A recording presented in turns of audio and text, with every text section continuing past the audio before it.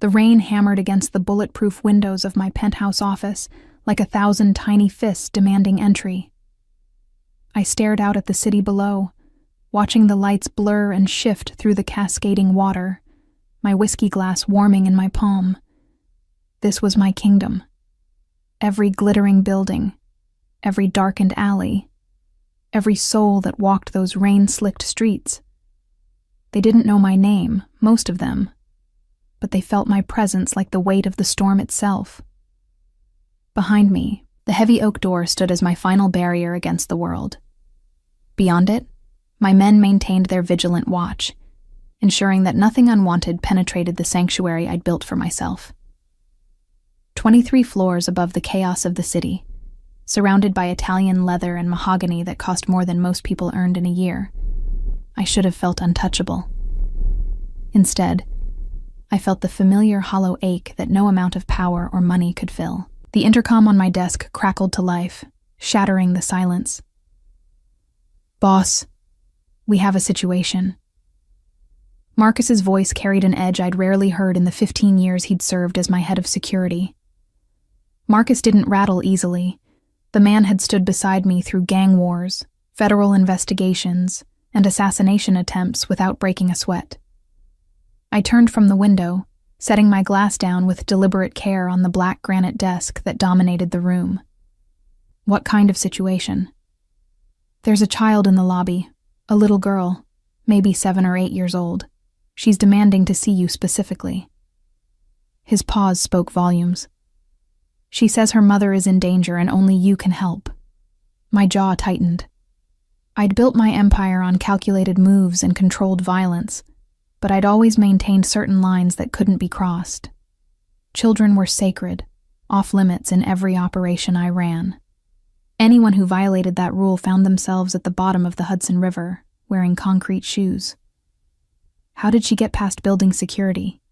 I asked, my voice dropping to the dangerous quiet that made grown men flinch. "She walked right through the front entrance. Security tried to stop her, but she bit Thompson's hand and kicked Reynolds in the shin before they could grab her. She's small, but fierce." I could hear the reluctant admiration in his tone. "She keeps saying she knows you, that you'll remember her mother. Carter, she knows details about this place that she shouldn't. She described the private elevator, the security protocols. Someone told her exactly how to get to you." I felt my blood run cold, a sensation I'd thought myself incapable of anymore. My private life was locked down tighter than a Swiss bank vault. No one knew the specifics of my security arrangements except my most trusted men, and every single one of them had proven their loyalty with blood. "Bring her up," I said after a moment's consideration. "But Marcus, search her first. If this is some kind of trap, I want to know before she sets foot in this office." "Already done. She's clean. Just a kid in a soaked jacket with a phone that's been powered off and a few dollars in her pocket." He hesitated again. "Boss, she's crying. Real tears, not the fake kind. Whatever's happening, she believes it." 5 minutes, I told him, already moving behind my desk, one hand resting on the hidden compartment that held my favorite Glock. Paranoia wasn't a weakness in my line of work. It was what kept you alive. I heard them before I saw them, Marcus's heavy footsteps accompanied by lighter, quicker ones that ran rather than walked. The door swung open, and my head of security stepped aside to reveal the smallest, most bedraggled intruder my fortress had ever seen. She was tiny, all sharp angles and wild determination, beneath a sopping wet jacket 3 sizes too big for her. Dark hair plastered to a pale face that held eyes the color of storm clouds, eyes that looked far older than they should in a face so young. She was shivering, whether from cold or fear I couldn't tell, but her chin was raised in defiance as she stared at me across the expanse of my office. "Are you Carter Blackwood?" she demanded, her voice high and thin but steady. No tears now, just fierce resolve that reminded me uncomfortably of the man I saw in the mirror every morning. "I am," I replied, keeping my tone neutral as I studied her. Something about her features tugged at my memory, a familiarity I couldn't quite place. "And who might you be?" "My name is Clara." She took 3 determined steps forward, her sneakers squelching on my Persian rug. "My mama said to never come here, to never find you. But she's in trouble and I don't know what else to do." Her voice cracked on the last word, the adult composure fracturing to reveal the terrified child beneath. I glanced at Marcus, who stood by the door with his hand resting on his weapon, ready for any threat. "Give us a moment," I told him. "Boss, I should stay." "I can handle one small girl, Marcus." I kept my eyes on Clara, who was watching our exchange with sharp intelligence. "Wait outside." He hesitated, then nodded and stepped through the door, pulling it closed behind him. The click of the latch seemed unnaturally loud in the sudden silence. I moved around my desk, keeping my movements slow and unthreatening as I approached the child. She stood her ground, but I saw her small hands clench into fists at her sides. Up close, the familiar quality of her features intensified. The shape of her eyes, the stubborn set of her jaw, the way she held herself despite her fear. It was like looking at a ghost. "Tell me about your mother," I said, lowering myself into one of the leather chairs that faced my desk, bringing myself closer to her eye level. "What's her name?" "Charlotte." The name hit me like a physical blow. "Charlotte Hayes. She said she knew you a long time ago before I was born." Charlotte. The name I'd spent 8 years trying to forget, trying to bury beneath layers of business deals and calculated violence. Charlotte, who disappeared from my life without a word, without a trace, leaving only a hole where my heart had been. "Where is your mother now?" I asked, fighting to keep my voice steady. Clara's composure finally cracked. Tears spilled down her pale cheeks as she pulled a crumpled piece of paper from her jacket pocket with shaking hands. "Bad men came to our apartment 3 hours ago. Mama fought them, tried to keep them away from me, but there were too many." Her voice broke into a sob. "They hurt her, Mr. Blackwood. They hurt her bad, and then they took her away. But before they did, she managed to write this. She threw it to me and told me to run." I took the paper from her trembling fingers. The handwriting was shaky, written in haste or pain, but I recognized it instantly. Charlotte's distinctive script, the letters still formed with the same careful precision she'd used in the love notes she'd once left for me to find. "Carter. They found us. Russo's men. If you ever loved me, please save our daughter. The address is 847 Morrison Street, Warehouse District. Please hurry. See. Our daughter." The words burned into my brain like a brand. I looked up at Clara, really seeing her now, seeing past my own blind spots to the truth that had been staring me in the face since she'd walked through my door. The gray eyes weren't just similar to mine. They were identical. The stubborn jaw, the dark hair that wanted to curl at the ends, the way she held herself with a pride that no amount of fear could quite extinguish. "How old are you, Clara?" I heard myself ask, my voice sounding distant even to my own ears. "I'm 7.5, she answered, wiping at her eyes with the back of her hand. "Mama says I'll be 8 in 3 months. She always makes me a special cake, chocolate with raspberry filling, because those are my favorite." 7.5 years old. I did the math quickly, counting backward. Charlotte had left me 8 years ago. Disappeared in the middle of the night with all her belongings and no explanation. I'd torn the city apart looking for her, used every resource at my disposal, called in every favor I was owed. Nothing. She'd vanished as completely as if she'd never existed. Except she had existed, and she'd been carrying my child when she left. My daughter. This fierce, terrified little girl standing in my office was mine. "Mr. Blackwood?" Clara's voice pulled me back to the present. "Will you help?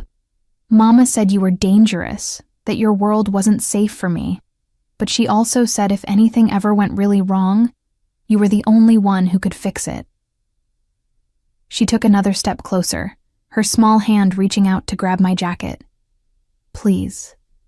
Those men said they were going to make her pay for something, that she'd stolen from their boss. But Mama doesn't steal. She works 3 jobs just to keep us fed and safe. Russo." The name from Charlotte's note solidified into a face in my mind. Vincent Russo, a mid-level operator who'd been trying to muscle in on my territory for the past 6 months. He dealt in drugs, human trafficking, and information, the kind of filth I'd spent years trying to push out of my city. If he had Charlotte, he'd use her to get to me, except he didn't know about our connection, which meant he'd taken her for some other reason, unless she'd been hiding from more than just me all these years. "Marcus," I called out, my voice sharp with authority.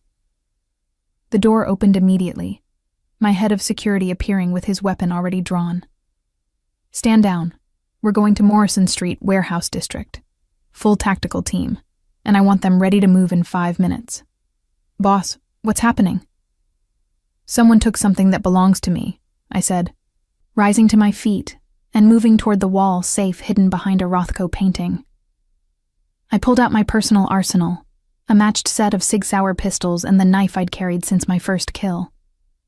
And they're going to learn why that was the worst mistake of their miserable lives. I turned back to Clara, who was watching me with wide eyes that held equal parts fear and hope. "You're going to stay here with Marcus's second, Antonio. He'll keep you safe while I go get your mother." "No." Her voice was small but firm. "I want to come with you." "That's not possible. Where I'm going is dangerous." "She's my mama." Tears were streaming down her face again, but her jaw was set with that stubborn determination I was beginning to recognize as inherited. "I already ran away once today. I can't just sit here while she's hurt and scared. Please." I looked at this child, my child, and saw myself reflected back. The same refusal to back down, the same willingness to walk into fire for the people we loved. Charlotte had tried to protect her from my world, but that world had found them anyway. Perhaps it was time Clara learned exactly what kind of man her father was. "You stay in the car," I said finally. "You don't move, you don't make a sound, and you do exactly what I tell you when I tell you to do it. Understood?" She nodded vigorously, swiping at her eyes. "Yes, sir." "And Clara?" I waited until she looked up at me. "We're going to get her back. I promise you that." The smile that broke across her face was like the sun emerging from storm clouds, transforming her features from afraid to fierce. "Thank you, Mr. Blackwood." "Call me Carter," I told her, the words feeling strange on my tongue. I'd never let anyone address me so casually, but this was different. She was different. And put this on. I pulled off my suit jacket and draped it around her shoulders. It swallowed her completely, but it was warm and dry, and the shivering that had been shaking her small frame finally began to ease. "All right, Carter," she said, testing out the name. Then quieter. "Are you really my father?" I looked at her, at those gray eyes that mirrored my own, and felt something crack open in the carefully constructed fortress I'd built around my heart. "Yes," I said simply. "I am." She processed this for a moment, her expression serious. "Mama never told me about you. She just said my father was gone and couldn't be with us. I thought you were dead." "In a way I was," I replied, the truth of it settling over me. For 8 years, I'd been little more than a ghost, going through the motions of building an empire while the part of me that had loved Charlotte withered and died. But I'm here now, and nothing is going to hurt you or your mother again. That's a promise. The rain continued its assault on the windows as I gathered my weapons and prepared to wage war for a woman I'd never stopped loving and a daughter I'd never known existed. Whatever had driven Charlotte to run, whatever secret she'd been keeping, they would have to wait. Right now, all that mattered was getting them both back. Because Vincent Russo had made a fatal error, He'd taken what was mine, and in my world, that was a sin that could only be washed clean with blood. The drive to the warehouse district took 18 minutes through rain-soaked streets that gleamed like oil slicks under the streetlights.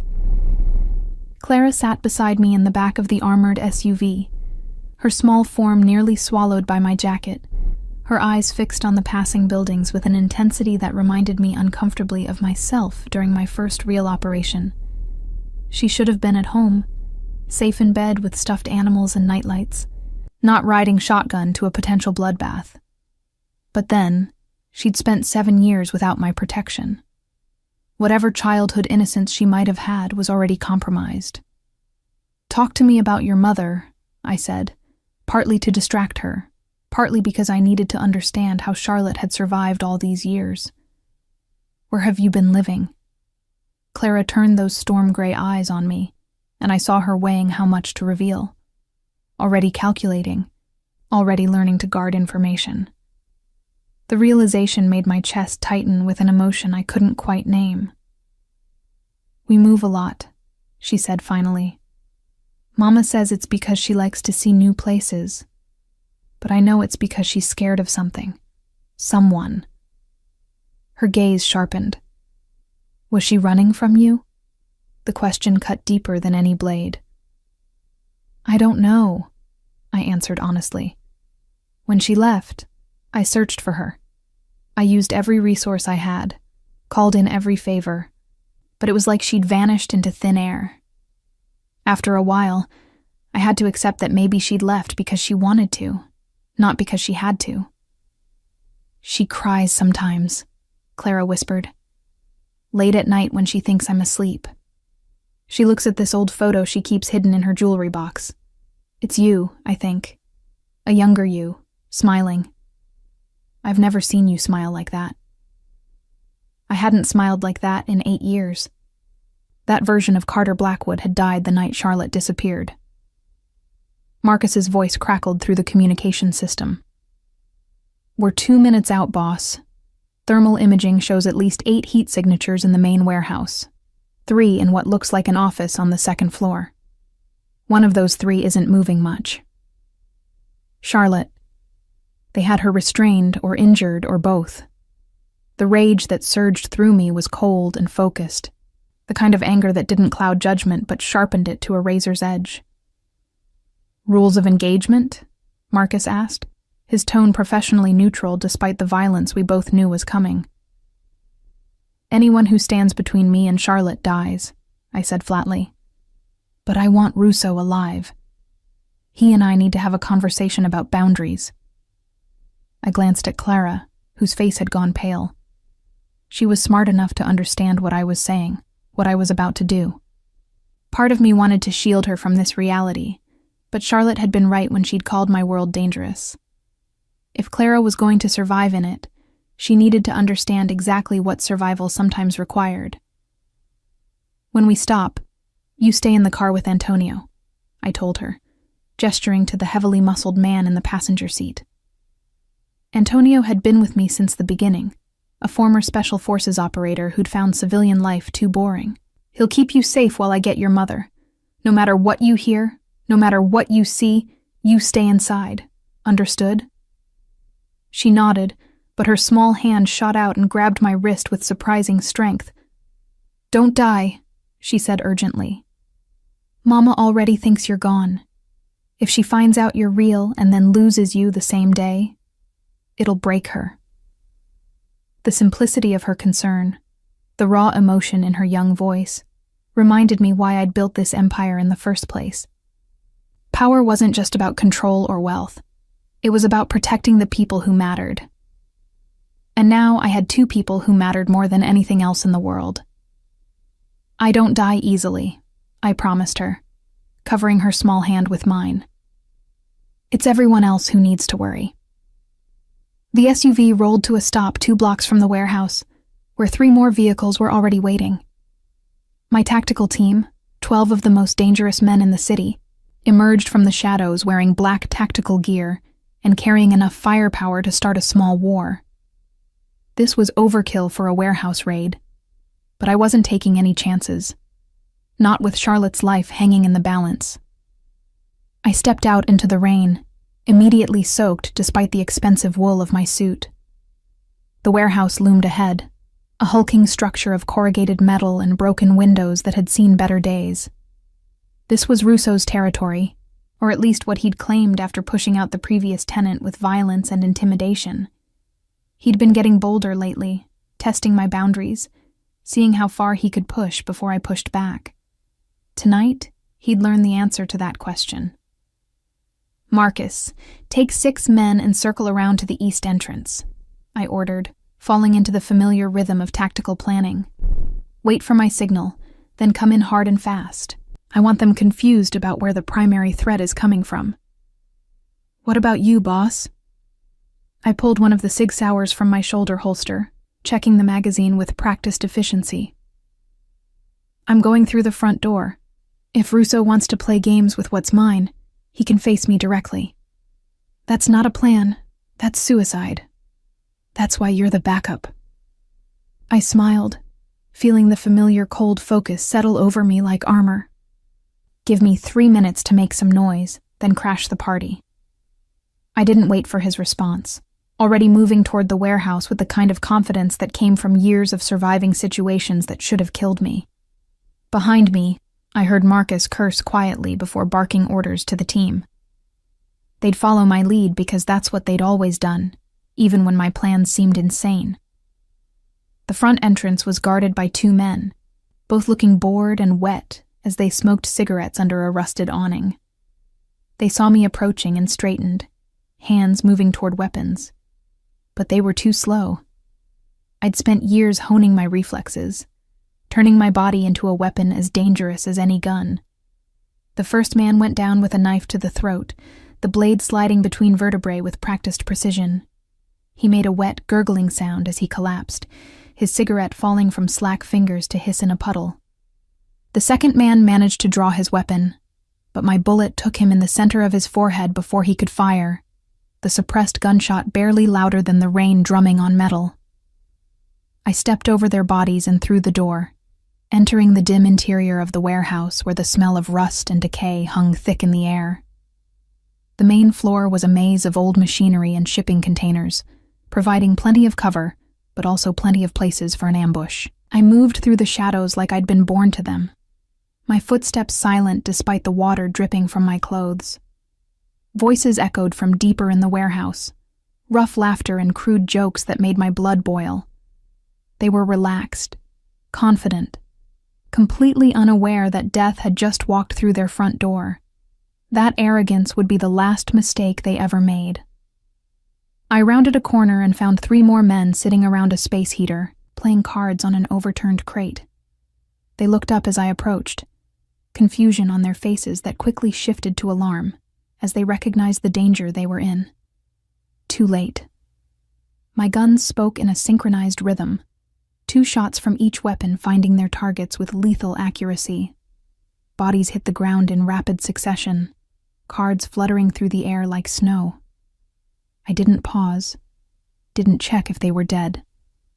At this range, with these weapons, they were dead before they finished falling. The gunfire, even suppressed, echoed through the warehouse. Shouts of alarm rang out from above, followed by the thunder of footsteps on metal stairs. They knew someone was here now, knew they were under attack. Good. I wanted them scared, wanted them to understand what happened when you took what belonged to Carter Blackwood. A door burst open on the second-floor catwalk, and 2 more men emerged, their weapons raised. I dropped to one knee behind a shipping container as bullets sparked off metal around me, the sharp crack of unsuppressed gunfire deafening in the enclosed space. They were panicking, spraying bullets wildly instead of aiming, which told me they were low-level thugs rather than trained professionals. I waited for a break in their fire, counting the seconds between shots, then rolled out from cover and took them both down with shots to the chest. Their bodies tumbled over the catwalk railing, hitting the concrete floor with sickening thuds. "That's 5, I muttered, reloading both weapons without taking my eyes off the second floor. 3 more, plus Russo. As if summoned by his name, a voice called out from above. Who the hell are you? You know whose territory you're in? I recognized Vincent Russo's voice from our few previous encounters, though we'd never met face to face. He preferred to work through intermediaries, sending messages and making threats through proxies while he hid behind his small army of disposable soldiers. I'm the man whose property you stole, I called back, moving silently to a new position as I spoke. Never stay in one place when the enemy knows where you are. And I'm here to take her back. A pause then. Carter Blackwood. He said my name like a curse. I should have known. The woman kept saying someone would come for her, that touching her was a mistake. I thought she was delusional. Where is she? Office at the back. Don't worry, we've been taking good care of her. The mock sincerity in his voice made me want to paint the walls with his blood. Maybe we can work out a deal. You want the woman? I want safe passage out of your territory. Seems like a fair trade. I was already moving toward the stairs, trusting Marcus and the team to be in position by now. The only deal you're getting is this. You walk out of here in handcuffs or a body bag. Your choice. Big talk from a man who's outnumbered. Am I? I raised my hand and snapped my fingers once, the prearranged signal.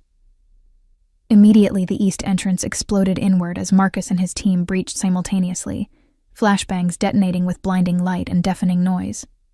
The remaining guards on the ground floor were caught completely off guard, cut down by precise rifle fire before they could mount any defense. I used the chaos to sprint up the stairs, taking them 3 at a time. Another guard appeared at the top, his weapon raised, but he was still disoriented from the flashbangs. My knife found his kidney before he could fire, and I used his falling body as a shield as I pushed forward into the second-floor corridor.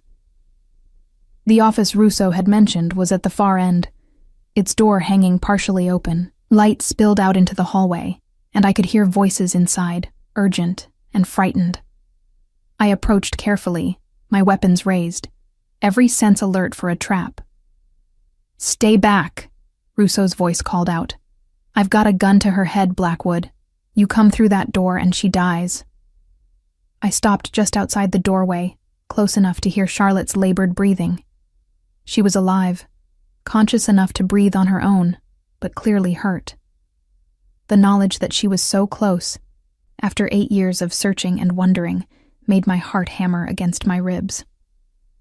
You're not walking out of here, Russo, I said, keeping my voice level despite the rage burning through my veins. You're outgunned, outnumbered, and out of time. Your only chance is to surrender now and hope the judge gives you life instead of death. I'll take my chances. His voice had taken on a desperate edge. Besides, I've got nothing to lose. You killed all my men, destroyed my operation. Might as well take her with me. You don't understand, I said, and now I let the cold fury seep into my words. That woman in there? She's not just anyone. She's mine, the mother of my child, and you've hurt her, terrorized her, taken her from her daughter. I took a step closer to the door. There is no scenario where you survive this night, Russo. The only question is whether Charlotte survives too. Silence from inside the office. I could imagine him calculating, trying to figure out if I was bluffing, if there was any play left that would get him out alive. Let me talk to her, I said. Let me hear her voice, confirm she's alive, and maybe we can work something out. Another pause then. Fine. You've got 10 seconds. Charlotte? I kept my voice gentle despite the circumstances. It's Carter. I'm here and I'm getting you out. Can you hear me? The sound that came back was weak, barely more than a whisper, but it pierced through me like a bullet. Carter? Is that really you? It's really me. Your daughter came to find me. Clara's safe, waiting in the car. She's worried about you. Clara. Her voice broke on our daughter's name. She shouldn't have gone to you. Too dangerous. Everything I did was to keep her away from this, We'll talk about that later, I promised. Right now, I need you to do something for me. I need you to drop to the floor when I say the word now. Ma, can you do that? I think so. He has a gun, Carter. He's unstable. I know. Trust me, Charlotte. Like you used to. Can you do that? Before she could answer, Russo's voice cut in. Enough. Time's up, Blackwood. I want a car, a full tank of gas, and safe passage to the city limits. You've got 5 minutes to arrange it or I start shooting. I heard Marcus's voice in my earpiece, so quiet only I could hear it. We've got a sniper positioned across the street. Clear line of sight through the office window. Say the word, and he takes the shot. Stand by, I murmured, then louder, to Russo. All right, you win. I'm calling my people now to get you that car. I pulled out my phone, making a show of dialing while I watched the office door through the gap in the frame. I could see shadows moving inside, Russo pacing back and forth with his weapon raised. Charlotte slumped in a chair but alert, watching for an opportunity. She met my eyes through the crack in the door, and something passed between us. Recognition, understanding, the kind of connection that 8 years apart couldn't erase. She knew what I was planning, knew what I needed her to do. I nodded once, barely perceptible. Now! I shouted, kicking the door fully open as I raised both weapons. Charlotte threw herself sideways out of the chair as Russo spun toward me, his gun tracking her movement. The office window exploded inward as Marcus's sniper took his shot, the bullet catching Russo in the shoulder and spinning him around. My own shots followed immediately, both rounds hitting center mass and dropping him to the ground. I was across the room in 3 strides, kicking Russo's weapon away before dropping to my knees beside Charlotte. She was curled on the floor, her arms wrapped around her head protectively, her body shaking with adrenaline and shock. It's over, I said softly, holstering my weapons so I could touch her with gentle hands. You're safe now. She looked up at me, and I finally saw her face clearly for the first time in 8 years. She'd aged, of course, but she was still beautiful, still the woman who'd stolen my heart with her fierce intelligence and quiet strength. Blood trickled from a cut on her lip, and bruises were already forming on her cheekbone and jaw. Carter, she whispered, her hand reaching up to touch my face as if confirming I was real. How did you find me? Clara, I said, helping her sit up carefully, checking for injuries. She's incredibly brave, just like her mother. Are you hurt badly? Do you need an ambulance? Just bruises and cuts, I think. Nothing broken. She winced as she moved, contradicting her words, but her eyes stayed locked on mine. I tried to keep her away from you, from all of this. I failed. We'll talk about that later, I promised again. Right now, let's get you out of here and back to your daughter. She's been very worried. I lifted Charlotte into my arms, cradling her against my chest as I carried her out of the office. She was lighter than I remembered, too thin, and I felt a surge of anger at the years she'd spent struggling alone when she should have been with me, protected and provided for. Marcus met us at the top of the stairs, his weapon lowered but his expression concerned. Ambulance is 3 minutes out, boss. The rest of Russo's crew is neutralized. What do you want us to do with him? I glanced back at the office where Russo lay bleeding on the floor, still alive but not for long without medical attention. Let him bleed, I said coldly. If he survives until the ambulance arrives, great. If not, that's one less problem for me to deal with.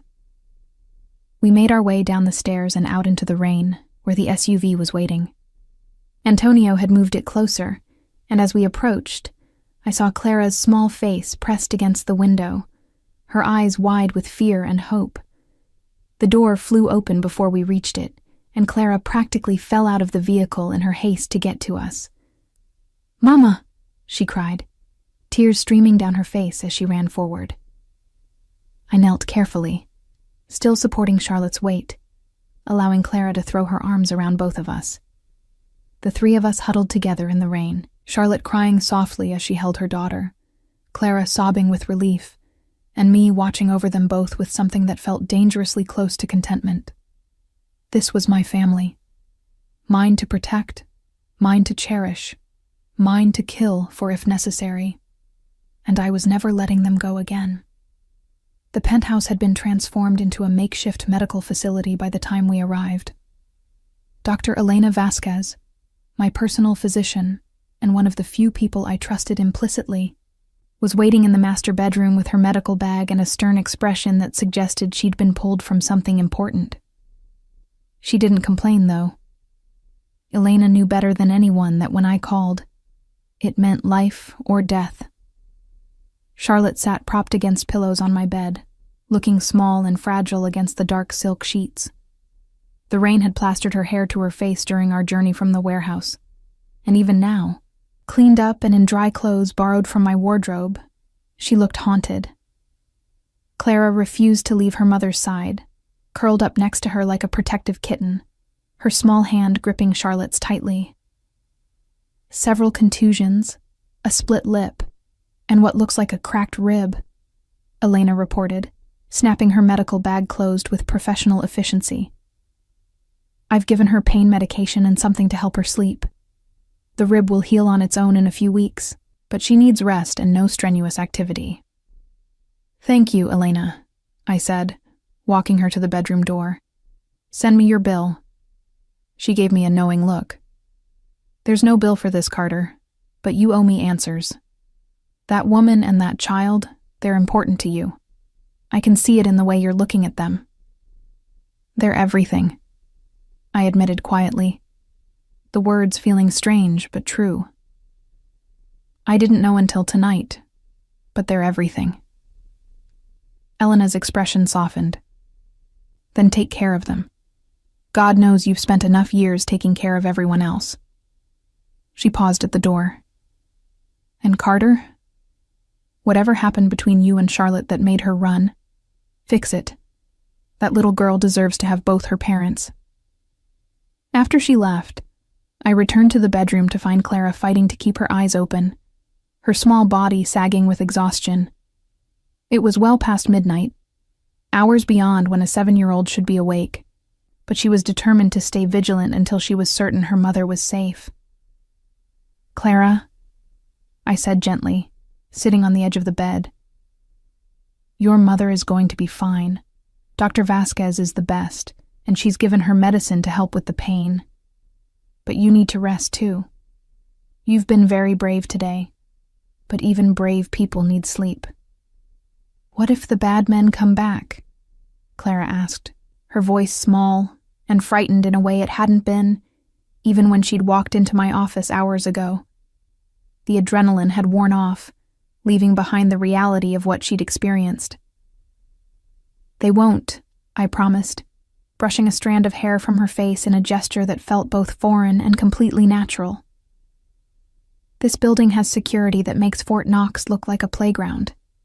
There are men on every floor, cameras watching every entrance, and systems in place that would make it impossible for anyone unauthorized to get within 100 feet of this penthouse.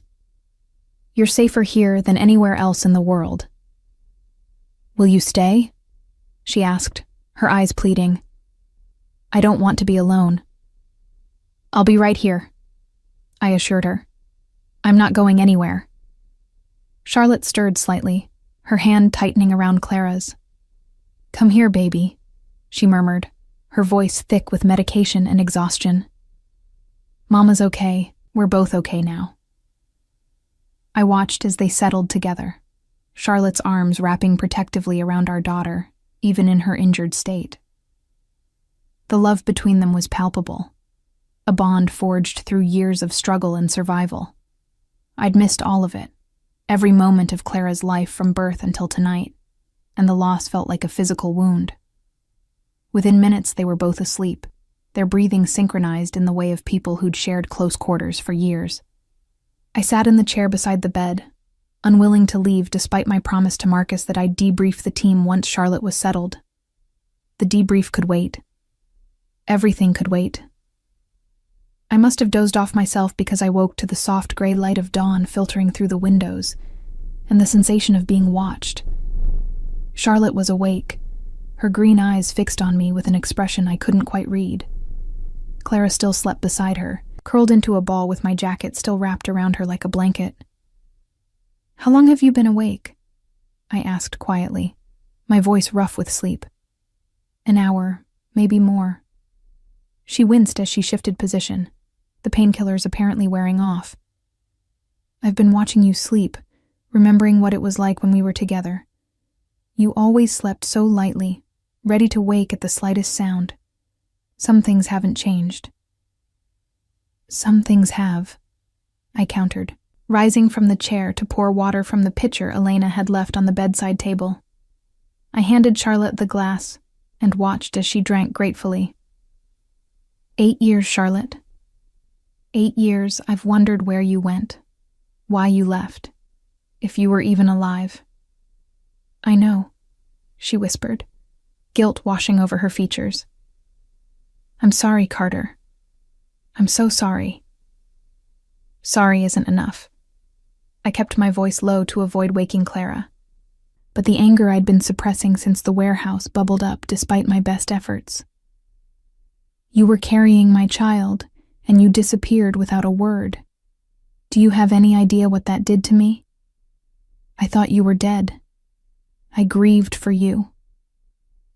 Tears spilled down her cheeks. I had to leave. If I'd stayed, she would have been in danger. You would have been in danger. Danger from what? From who? I demanded, frustration sharpening my tone. I've spent years building an empire specifically to protect the people I care about.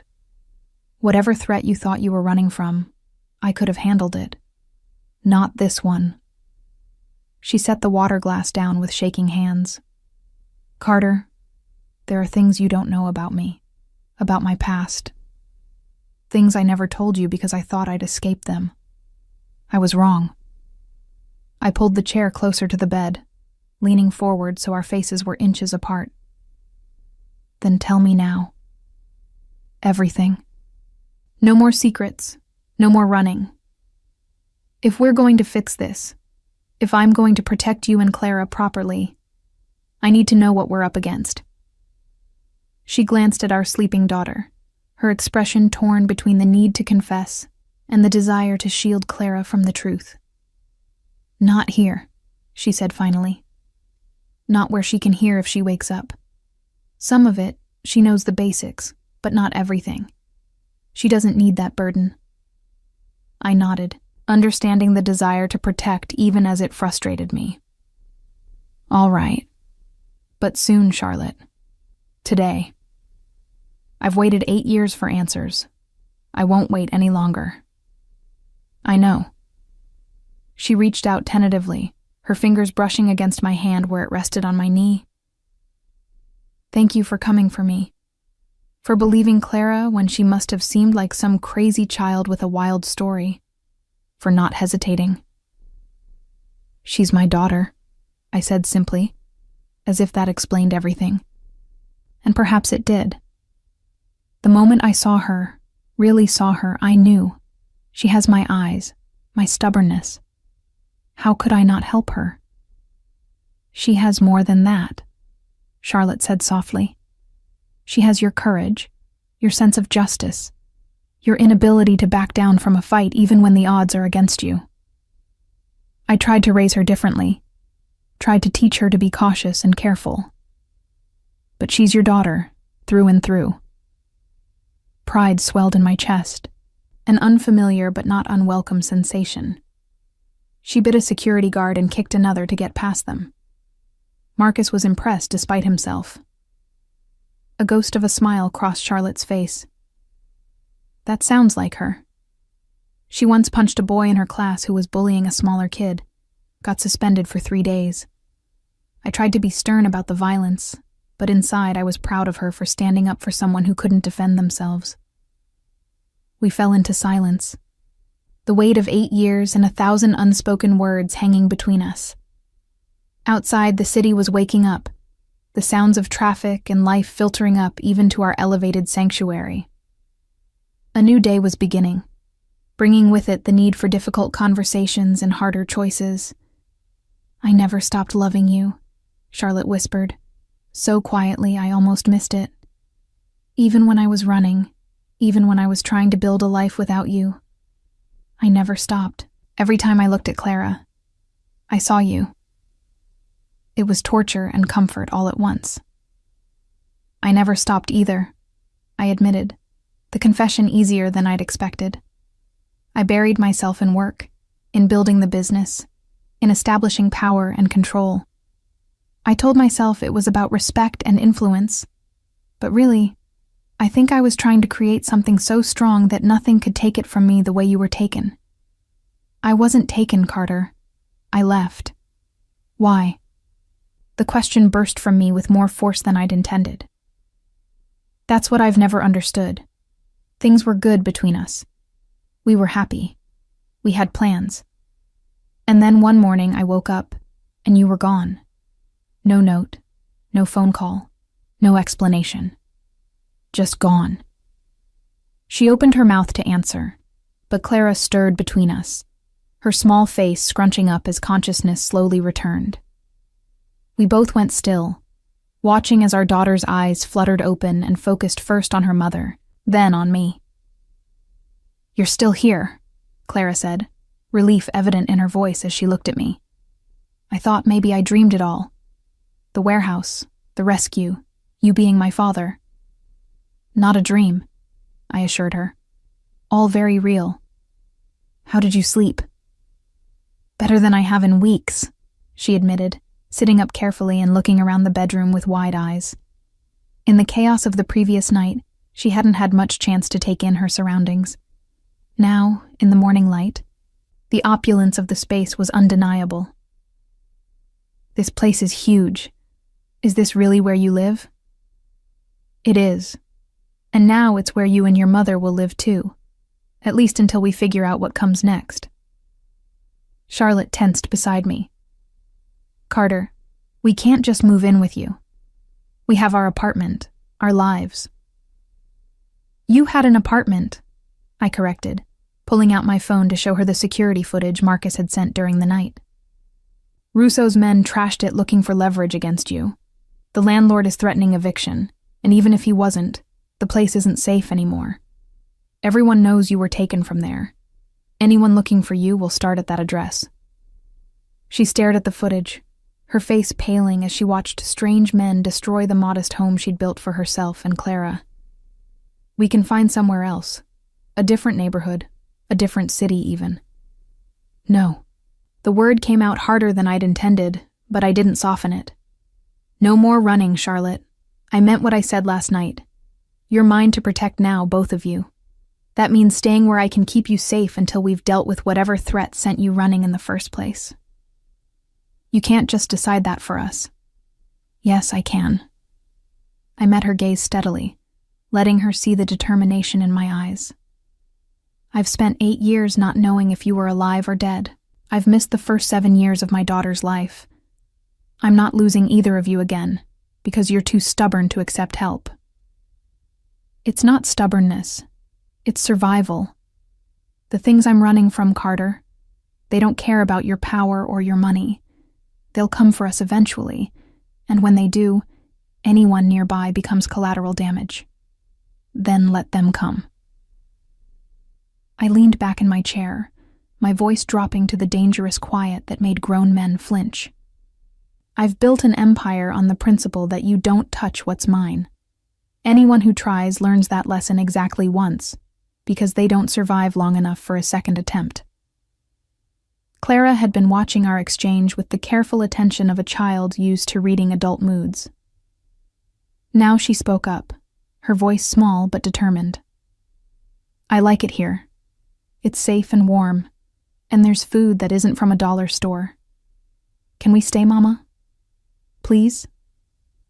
Charlotte looked at our daughter, then at me, and I saw the moment her resistance crumbled.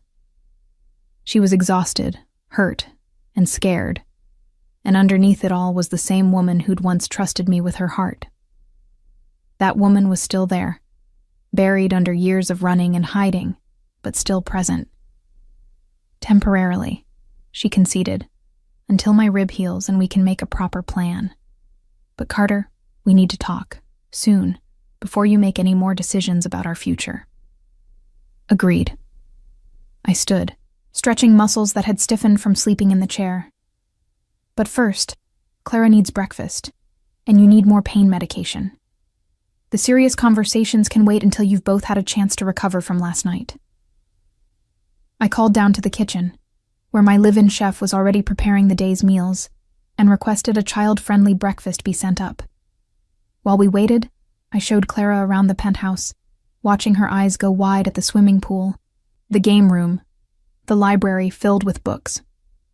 "Do you really read all these?" she asked, running her fingers along the leather spines with something like reverence. "Most of them. Reading was how I educated myself when I was younger. Books are windows into worlds and minds you'd never otherwise access." "Mama reads to me every night," Clara said. "Or she did, before we had to pack up and move again. We had to leave most of our books behind at the last place." The casual mention of their transient life, the constant uprooting and abandonment of possessions, made my jaw tighten with suppressed anger. Not at Charlotte, not exactly, but at the circumstances that had forced her to live that way. At the mysterious threat that had driven her from the safety and stability I could have provided. Breakfast arrived on silver trays, enough food to feed a small army. Fresh fruit, pancakes, eggs prepared 3 different ways, bacon, sausages, pastries from the French bakery 3 blocks away. Clara's eyes went wide with wonder, and even Charlotte managed a small smile at her daughter's enthusiasm. We ate together in the informal dining area, the morning sun streaming through the windows and bathing everything in golden light. It felt domestic, normal, like we were a real family sharing a real meal, rather than 3 people brought together by violence and 8 years of separation. But as I watched Charlotte push food around her plate, barely eating despite her obvious hunger, I knew that the normality was an illusion. There were still too many secrets between us, too many unanswered questions, and until I knew what had driven her away, until I understood the threat she'd been running from, this fragile peace would remain exactly that. Fragile. The reckoning was coming. Today, tomorrow, soon. And when it came, I would finally understand whether the woman I'd loved for 8 years had been protecting me or protecting herself. Either way, I was done waiting for answers. After breakfast, I settled Clara in the game room with instructions to Antonio to keep her entertained and safe while Charlotte and I had our overdue conversation. She protested leaving her mother, but Charlotte assured her it would only be for a little while, and the promise of video games she'd never been able to afford proved too tempting to resist. I led Charlotte to my private study, a room few people ever entered. Floor-to-ceiling windows overlooked the city, but heavy curtains could be drawn for complete privacy. The walls were lined with books and art I'd collected over the years, each piece a reminder of a deal made or an enemy vanquished. This was where I conducted my most sensitive business, where secrets were shared and fates decided. Charlotte moved slowly, the pain medication helping, but not eliminating the discomfort from her cracked rib. I guided her to the leather sofa near the fireplace, watching as she settled carefully against the cushions. Even injured and exhausted, she was beautiful, her green eyes sharp with intelligence despite the circumstances. "Before you start," I said, pouring us both glasses of water from the bar, "I need you to understand something. Whatever you're about to tell me, whatever secrets you've been keeping, they don't change certain facts. Clara is my daughter. You're the mother of my child. Those 2 things alone mean I will protect you both with everything I have, regardless of what came before." She accepted the water gratefully, taking a long drink before meeting my eyes. "What if what I tell you makes you realize we're more trouble than we're worth? That the danger following me is bigger than even your considerable resources can handle? Then we'll deal with it together." I sat in the chair across from her, close enough to reach out if needed, but giving her space to speak. No more running, Charlotte. Whatever this is, we face it head on. She was silent for a long moment, her fingers tracing the rim of her glass as she gathered her thoughts. When she finally spoke, her voice was barely above a whisper. My name isn't really Charlotte Hayes, it's Charlotte Volkoff. The name hit me like a physical blow. Volkoff. One of the most powerful crime families in Eastern Europe, with tentacles reaching into every major city in the world. They dealt in everything illegal and profitable, from weapons trafficking to human smuggling, and they were known for their brutality toward those who crossed them. Volkoff, I repeated, my mind racing through the implications. As in the Volkoff Bratva? She nodded, not meeting my eyes. My father was Dmitry Volkoff. I was his only child, his precious daughter who was supposed to marry well and cement alliances for the family. But I didn't want that life. I'd seen what it did to people, the violence and corruption that followed my father everywhere. So when I turned 21, I ran. How did you escape? Men like Dmitry Volkoff don't just let their daughters walk away. I faked my death. She finally looked up at me, and I saw the weight of that decision in her eyes. There was a car accident. A fire. They found remains they believed were mine. And my father mourned his daughter while I started a new life with forged documents and a new identity. I thought I was free. I stood, needing to move as I processed this information. Charlotte wasn't just some woman with a dangerous past. She was the daughter of one of the most feared men in the criminal underworld. If Dmitry Volkoff discovered she was alive, he would move heaven and earth to reclaim her or punish her for the deception. When did you realize they knew you were alive? I asked, pacing to the windows and staring out at the city below. About 8 years ago. I was with you, happy for the first time in years, thinking I'd finally escape my past. Then one night, I got a message from someone I'd thought was dead, one of my father's most trusted men. He said he knew I was alive, knew where I was, and knew about you. He gave me 2 choices. Disappear and never contact you again, or watch everyone I loved die slowly while my father's people made me witness every moment. The words hung in the air between us, heavy with implication. She'd left to protect me. The realization should have brought relief, confirmation that she hadn't stopped loving me, but instead, it brought a fresh wave of anger. You should have told me, I said, turning back to face her. I could have protected us both. We could have faced this together. You don't understand. She stood too, wincing at the movement but clearly needing to make her point face to face. 8 years ago, you were powerful but not untouchable. The Volkoff family has resources and reach that dwarf even what you've built since then. They have connections in governments, law enforcement, military organizations. Going to war with them would have been suicide. And instead, you chose to let me think you were dead, or that you'd stopped loving me. You chose to raise my daughter alone, struggling to survive, always looking over your shoulder. How was that better? Because you were alive. Her voice rose, passion breaking through the careful control she'd maintained. Don't you understand, Carter? If I'd stayed, if I'd told you the truth, you would have done exactly what you're doing now. You would have decided to fight, to protect me, and they would have killed you for it. I couldn't live with that. I'd rather spend the rest of my life running than know I'd gotten you killed. The raw emotion in her voice, the tears streaming down her face, made my anger deflate like a punctured balloon. She'd made an impossible choice in an impossible situation, prioritizing my life over her own happiness and safety. How could I fault her for that, when I would have done the same to protect her? I crossed the room in 3 strides, pulling her gently into my arms and feeling her collapse against me as the sobs came. I'm sorry, she kept saying, her face pressed against my chest. I'm so sorry. Shh, I murmured, running my hand through her hair with a tenderness I'd almost forgotten I possessed. "It's okay. We'll figure this out. You don't understand. When Russo's men took me, they weren't working for him. They were testing me, trying to confirm I was who they thought I was. Someone tipped them off, someone who knows my real identity. It's only a matter of time before my father learns I'm alive, and that I have a daughter." I pulled back enough to look at her face, wiping away her tears with my thumbs. "Then we need to move first.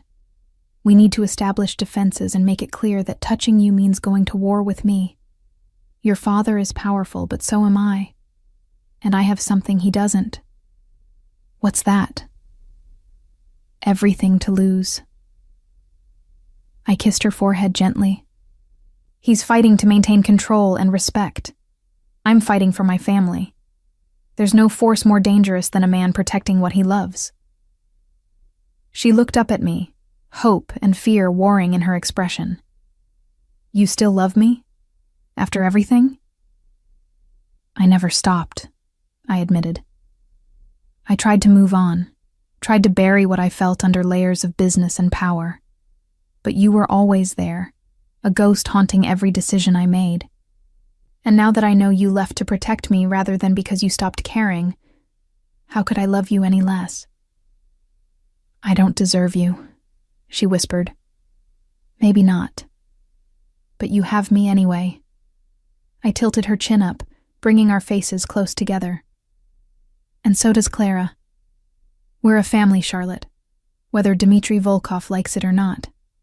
The only question is whether we let him dictate the terms of our lives, or whether we take control ourselves. Taking control means going to war with one of the most powerful criminal organizations in the world. I've been preparing for war my entire life. The only difference is this time, I have something worth fighting for." Before she could respond, before I could second-guess the decision that was forming in my mind, I closed the distance between us and kissed her. It was gentle at first, mindful of her split lip and injuries. But when she responded with equal passion, I deepened the kiss, pouring 8 years of longing and loss into the connection between us. She tasted like memory and promise, like everything I'd lost and everything I might regain.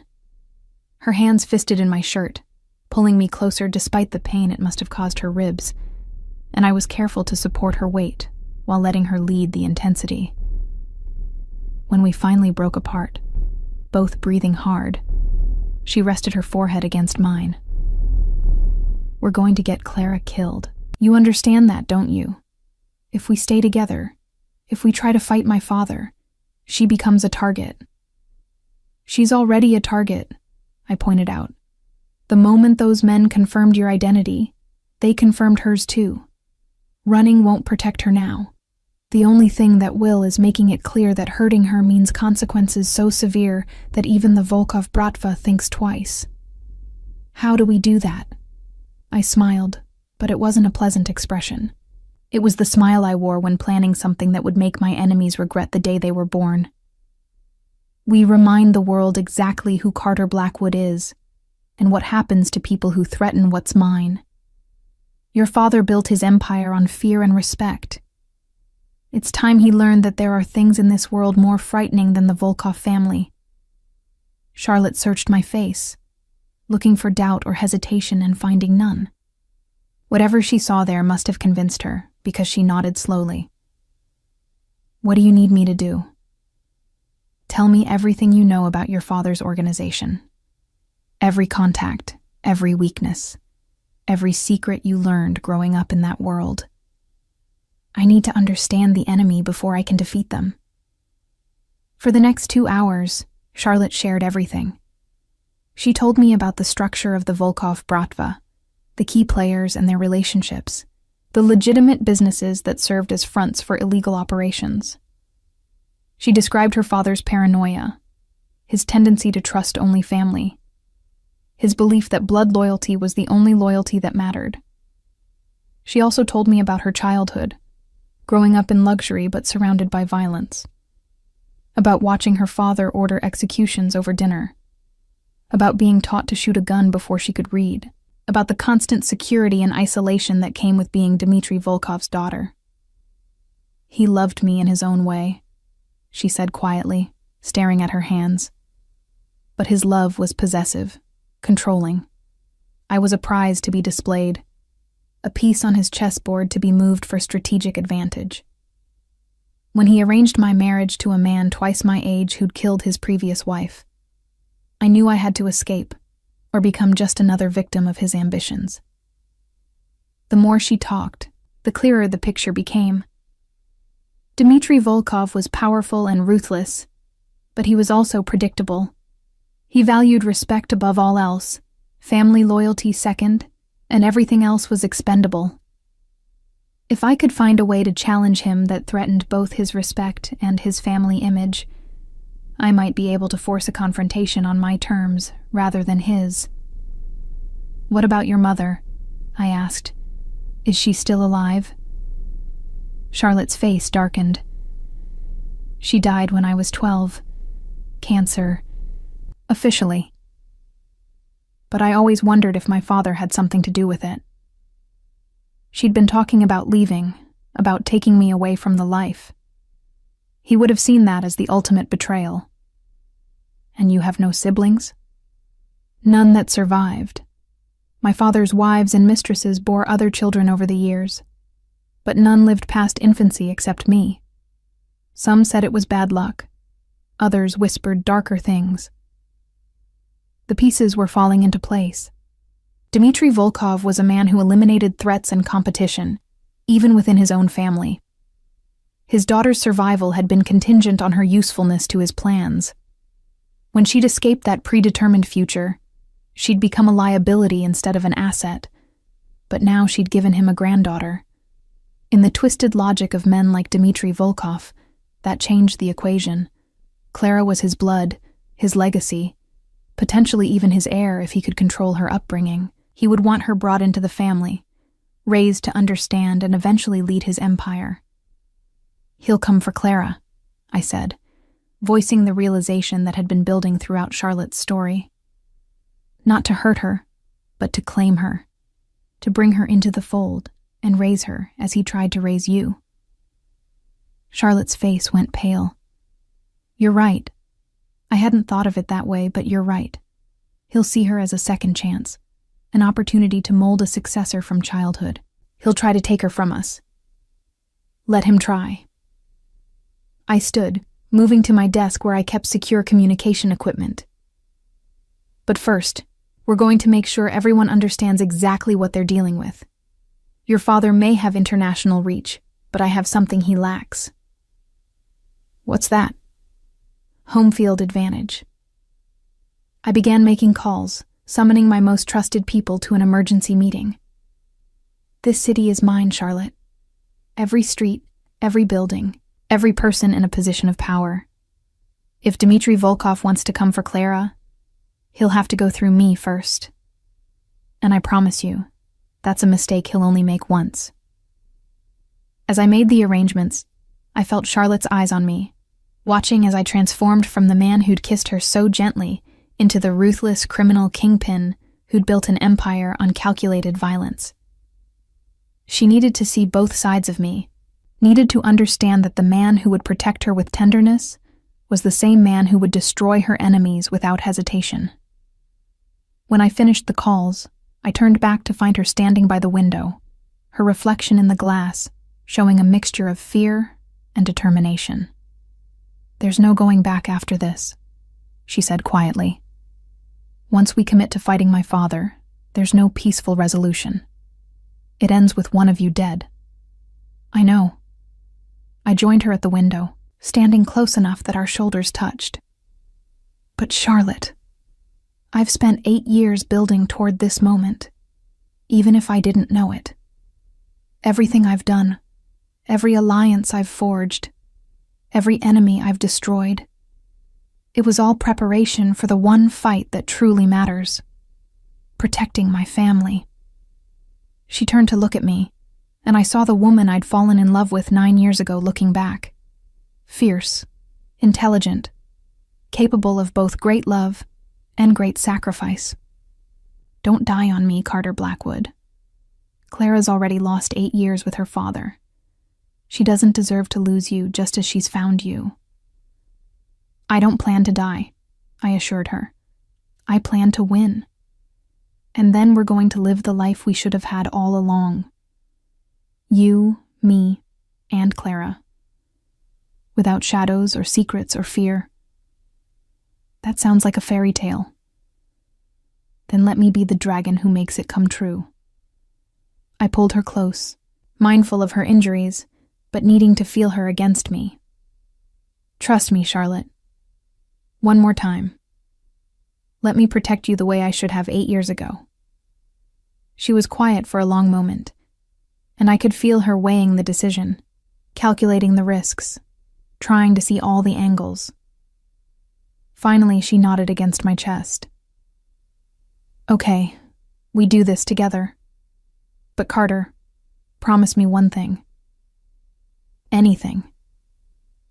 If it comes down to a choice between your life and ours, you save yourself. Clara needs at least one parent to survive this. Promise me that if it goes wrong, you'll walk away. I can't promise that. Then promise me you'll try to survive, that you won't throw your life away on some grand gesture. We need you alive, not martyred.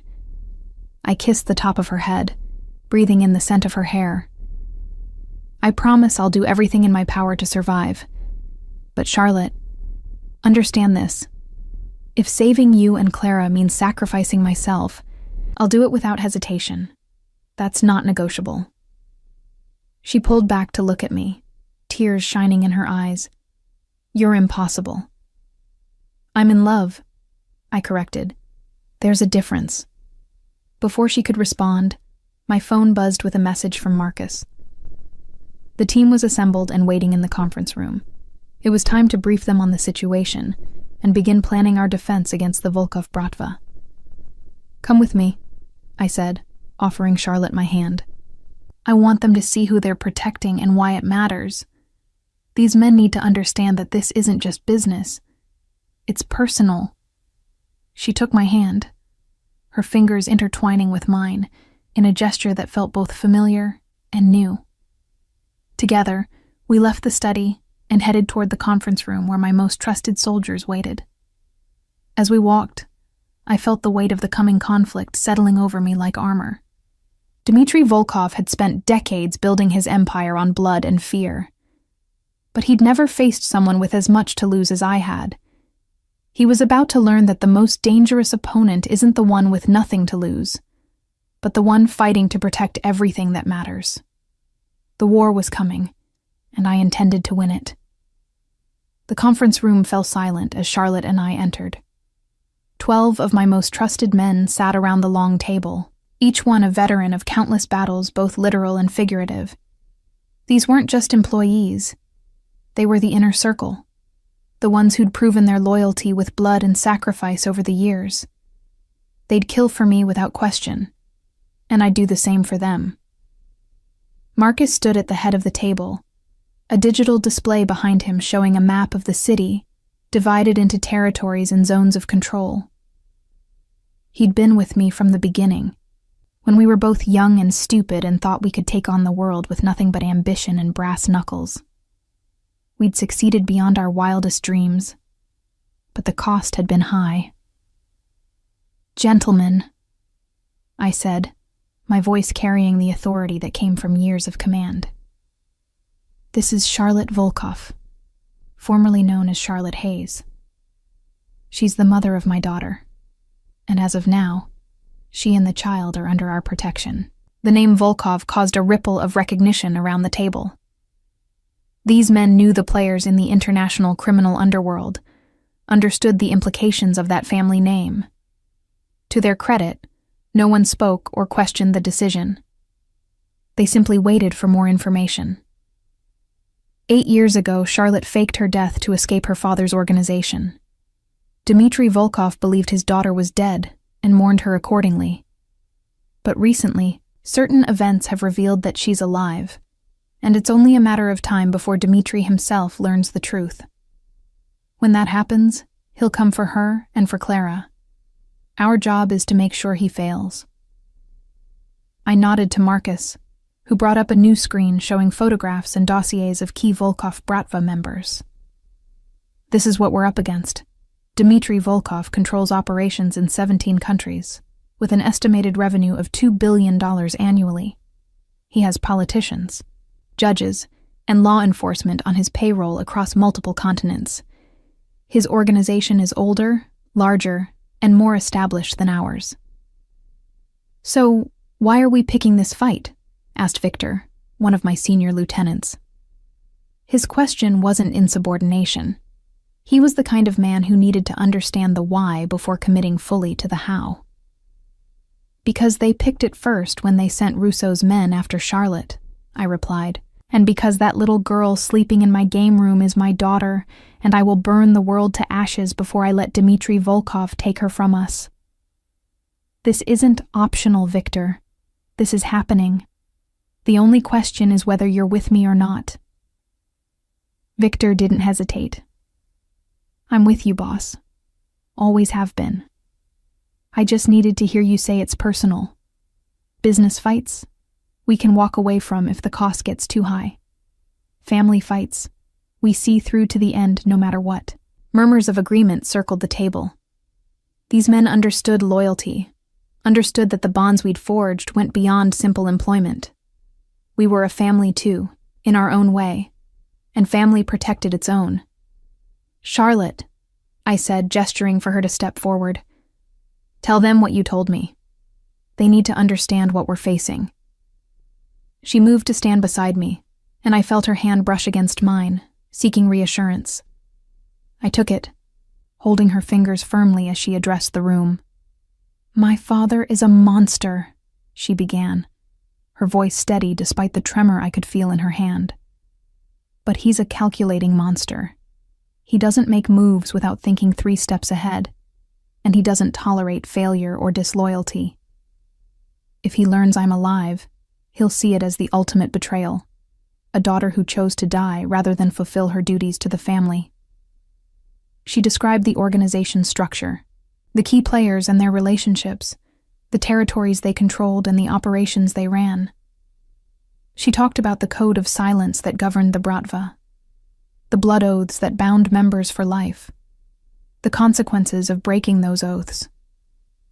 "But he has weaknesses too," she continued, her voice growing stronger as she spoke. "He's paranoid, trusts almost no one outside the family bloodline. He's also superstitious, believes in signs and omens. And most importantly, he values reputation above almost everything else, the respect of other families, the fear his name inspires. These things matter to him more than money or power." "How do we use that against him?"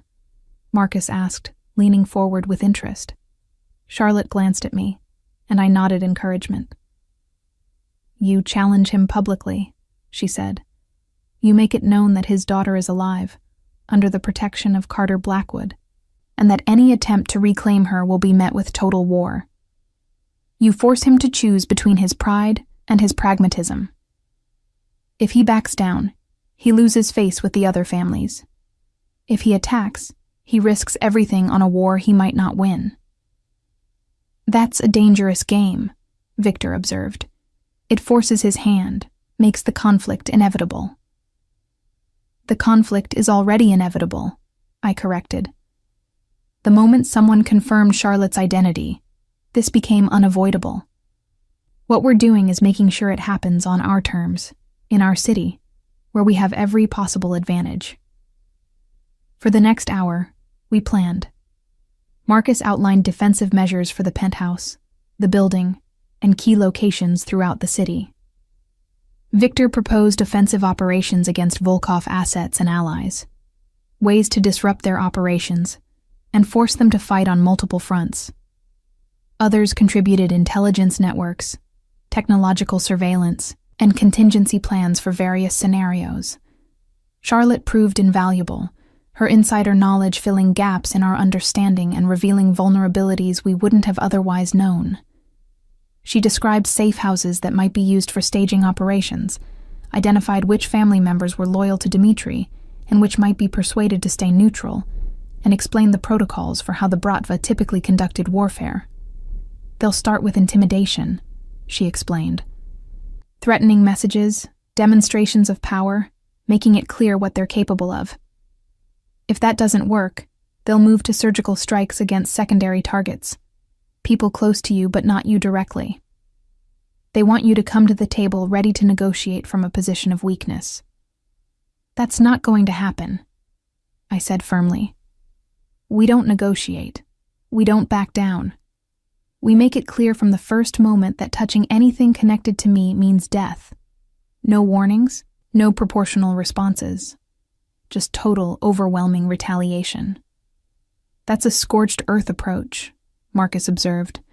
"It'll work, but the cost could be high." "I know." I looked around the table, meeting each man's eyes in turn. "Which is why I'm giving all of you an out right now. This isn't a normal operation. This is war with one of the most powerful criminal organizations in the world, and the casualties could be significant. If any of you want to step back, to protect your families and sit this one out, I'll understand. No judgment, no consequences. Just tell me now." No one moved. No one spoke. They simply stared back at me with the kind of fierce loyalty that couldn't be bought or coerced, only earned through years of fighting side by side. "All right then," I said, feeling something like pride swell in my chest. "Let's get to work." The meeting continued for another 2 hours, covering every detail from ammunition stockpiles to escape routes to protocols for various threat levels. By the time we finished, we had a comprehensive defensive plan and the beginnings of an offensive strategy designed to make Dmitri Volkov regret the day he'd let his daughter escape. As the men filed out, Marcus lingered, waiting until we were alone with Charlotte before speaking. "Boss, there's something you should know. While you were in the study with Charlotte, we got word through our police contacts. Russo survived the warehouse. He's in critical condition at County General, under guard, but he's talking, and what he's saying is interesting." "Go on." "He claims he was hired to grab Charlotte by someone inside the Volkov organization, but not by Dmitri himself. Someone wanted to confirm her identity before taking it higher up the chain. He's willing to give us a name in exchange for protection." I exchanged a glance with Charlotte, whose face had gone pale. "Who?" "He's only talking to you. Says he wants guarantees before he gives up someone that dangerous." "Set it up," I decided. "I want to know who inside the Bratva is moving pieces without Dmitri's knowledge. That kind of disloyalty could be useful." After Marcus left, Charlotte sank into one of the conference room chairs, her earlier strength fading as exhaustion and pain caught up with her. "This is really happening," she whispered. "I spent 8 years trying to avoid this exact scenario, and here we are anyway." "Yes, we are," I agreed, pulling up a chair beside her. "But this time you're not alone. This time you have me and an army of people willing to fight for you. I don't know if that makes it better or worse." "Better," I said firmly, taking her hand again. "Always better to face the darkness with someone beside you than to face it alone." She leaned her head against my shoulder, and we sat like that for a long moment, gathering strength from each other. Outside, the city continued its endless rhythm, millions of people going about their lives unaware of the storm brewing in the penthouse above them. "Carter," Charlotte said softly, "what happens after? If we survive this, if we somehow defeat my father and protect Clara, what kind of life can we have? You're not going to suddenly become a legitimate businessman, and I can't pretend I don't know what you do. We'll figure it out," I promised.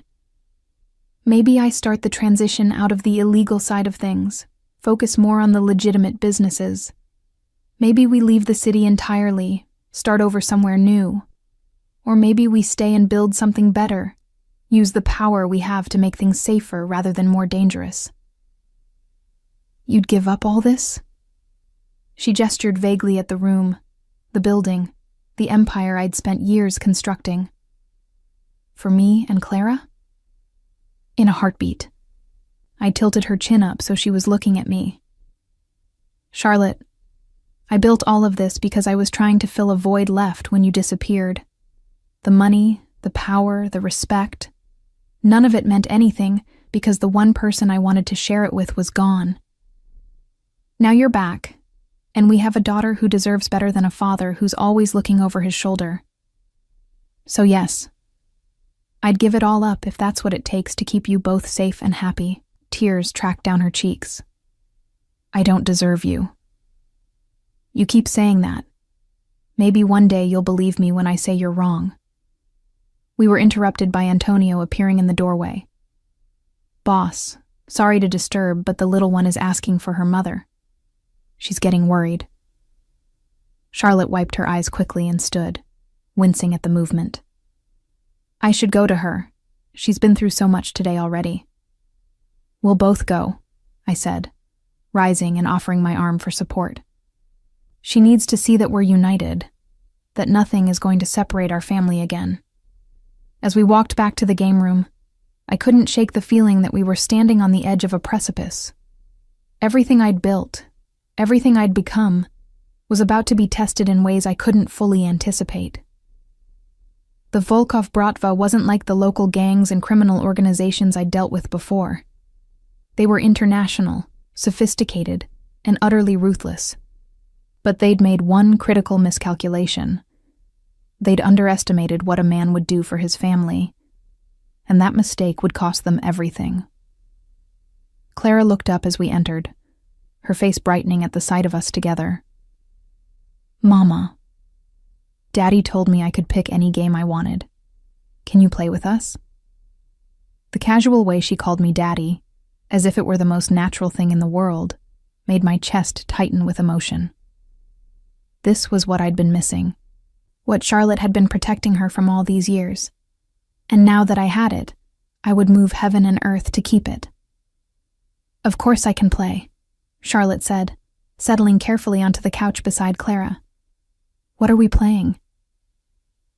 As they explained the game's rules, and Clara enthusiastically described all the features Antonio had shown her, I stood back and watched my family. Charlotte's head bent close to Clara's dark curls, their features so similar it was impossible to miss the relationship.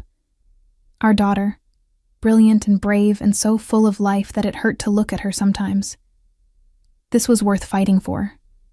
This was worth dying for if it came to that. My phone buzzed with a message from Marcus. Russo ready to talk. Meet at hospital in 2 hours. Come alone, or he won't cooperate.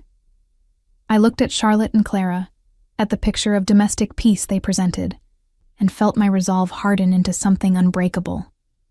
Whatever secrets Russo had to share, whatever information he could provide about the players moving against us, I would extract it by any means necessary. The war was coming, but first, I needed to understand exactly who the enemy was.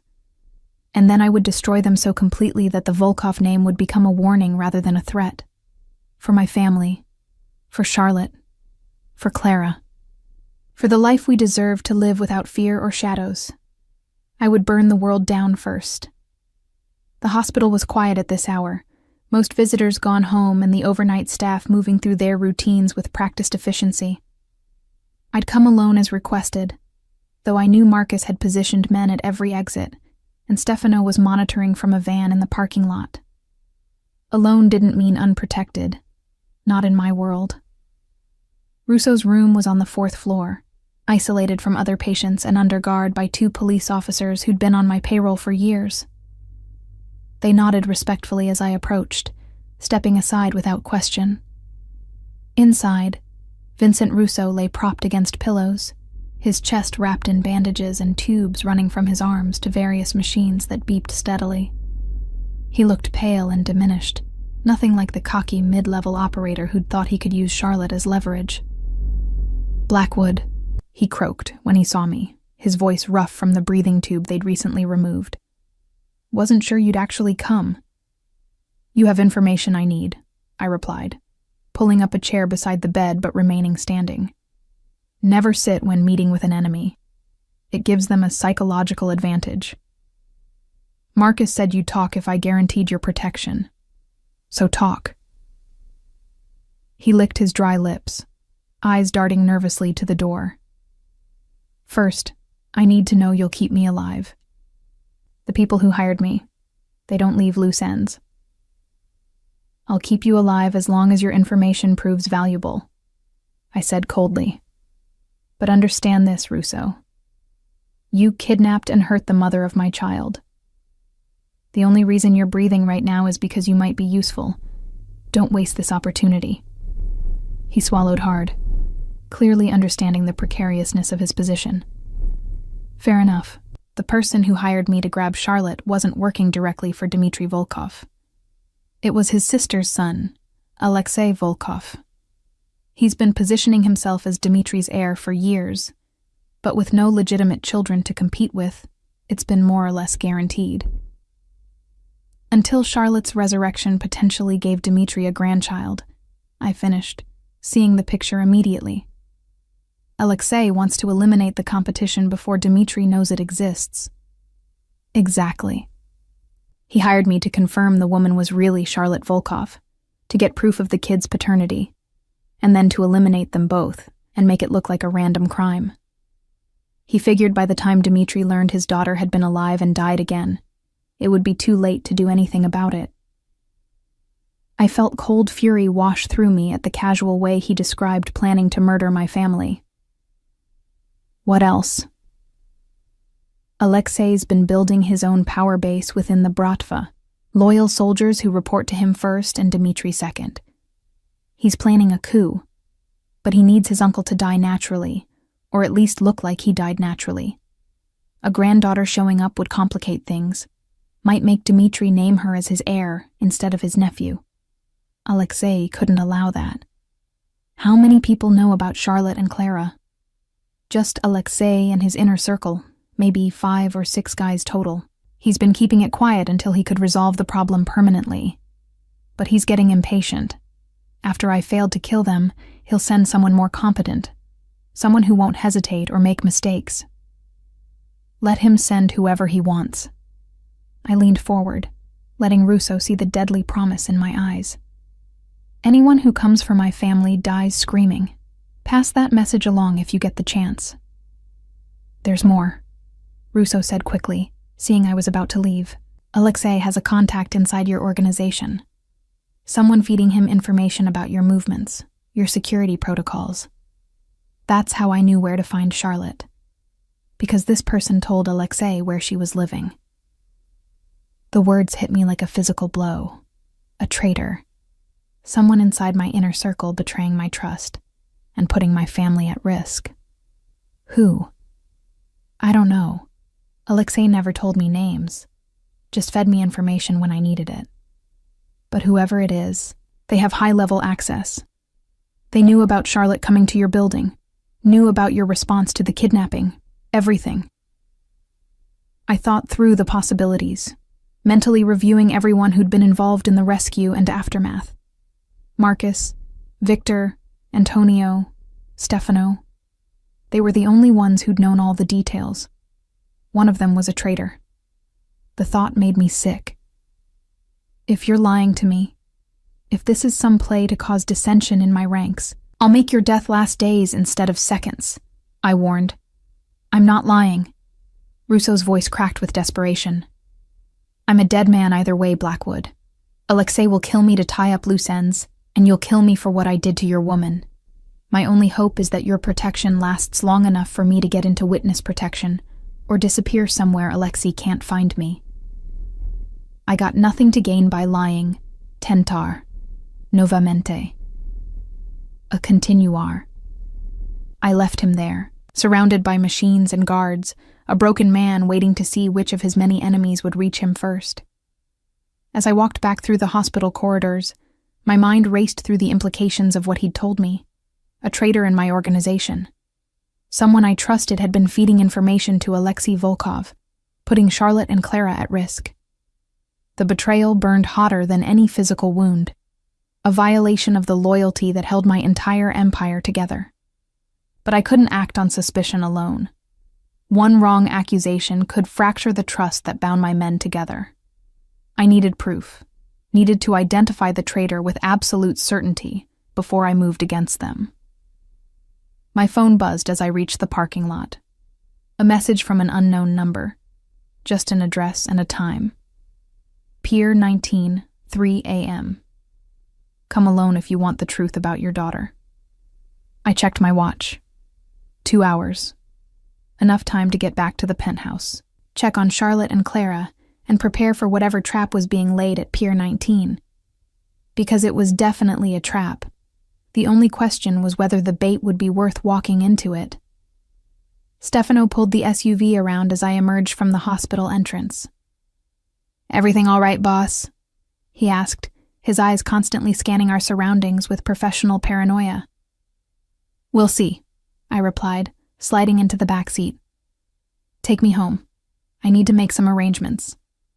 The drive back gave me time to think, to plan. If Alexei Volkov was making his move, trying to eliminate Charlotte and Clara before Dmitri learned of their existence, then I needed to force the situation into the open. Secrets and shadows favored my enemies. Sunlight and public knowledge would force everyone's hand. Charlotte was waiting when I entered the penthouse, curled up on the sofa in my study with a book she wasn't really reading. She looked up as I entered, anxiety clear in her green eyes. "What did Russo tell you?" she asked, setting the book aside. I told her everything, watching her face go pale as I described Alexei's plans. "Your cousin wants you and Clara dead before your father learns you exist. He sees you as a threat to his inheritance." Alexei. She said the name like a curse. I should have known.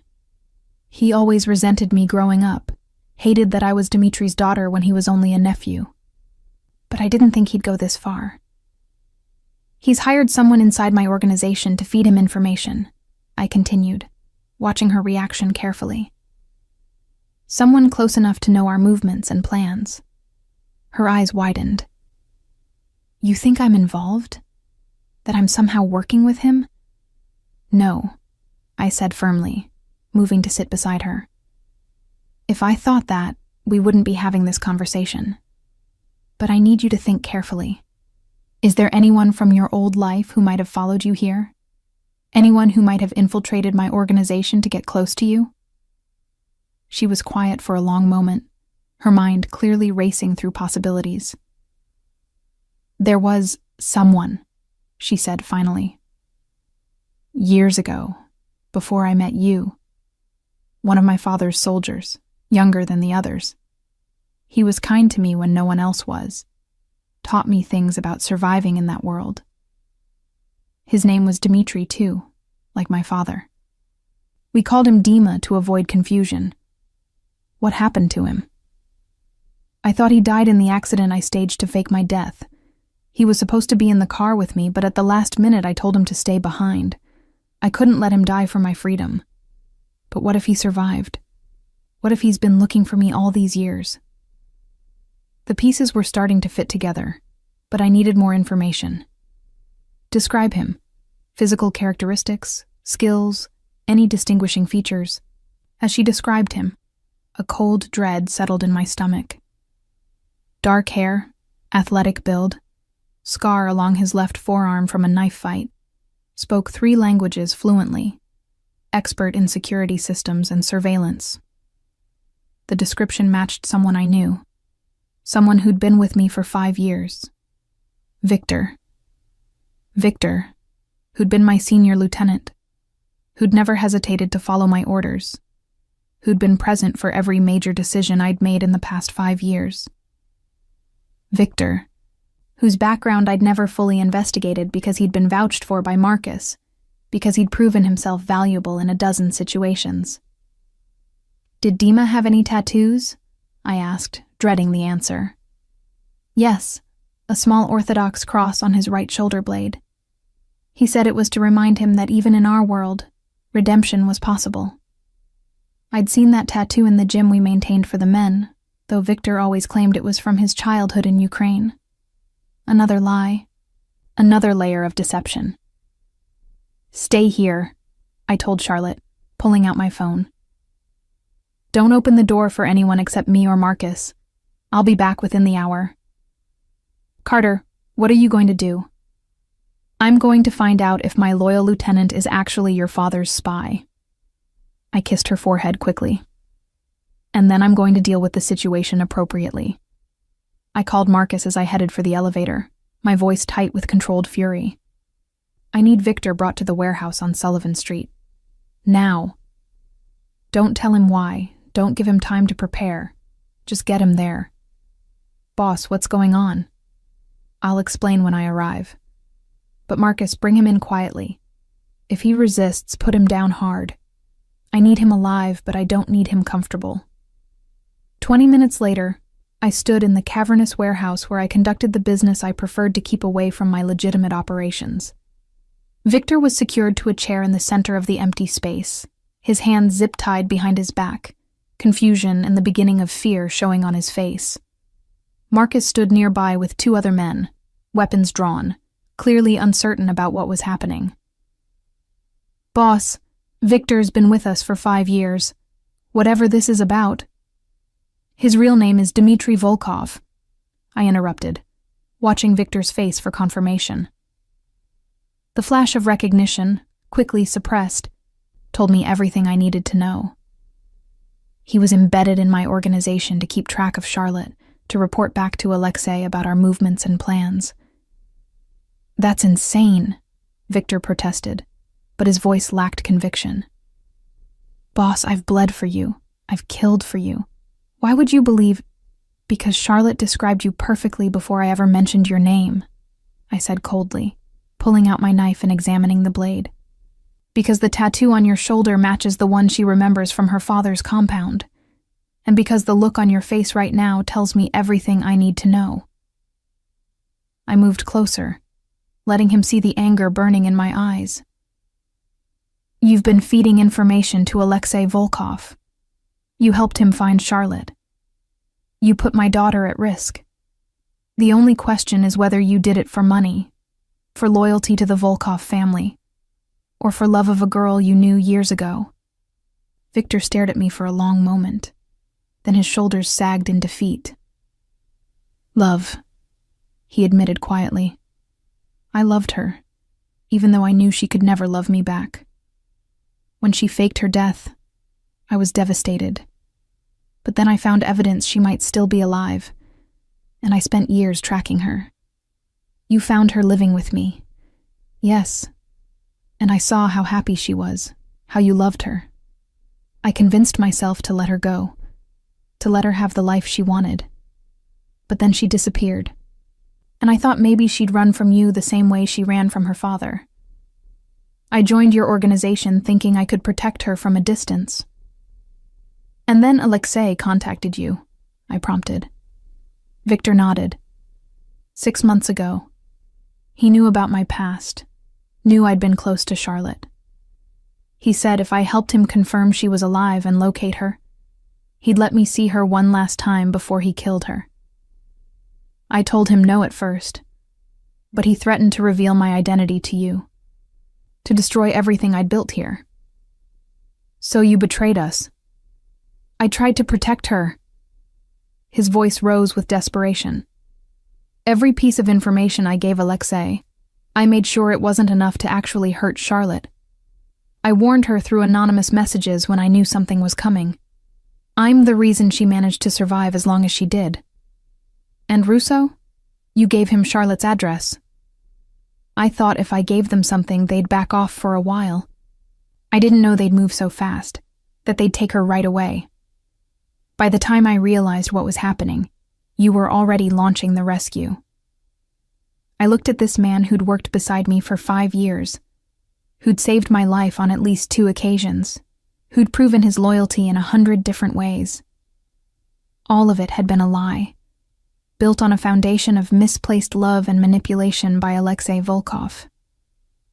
"Marcus," I said quietly, "take the others and wait outside.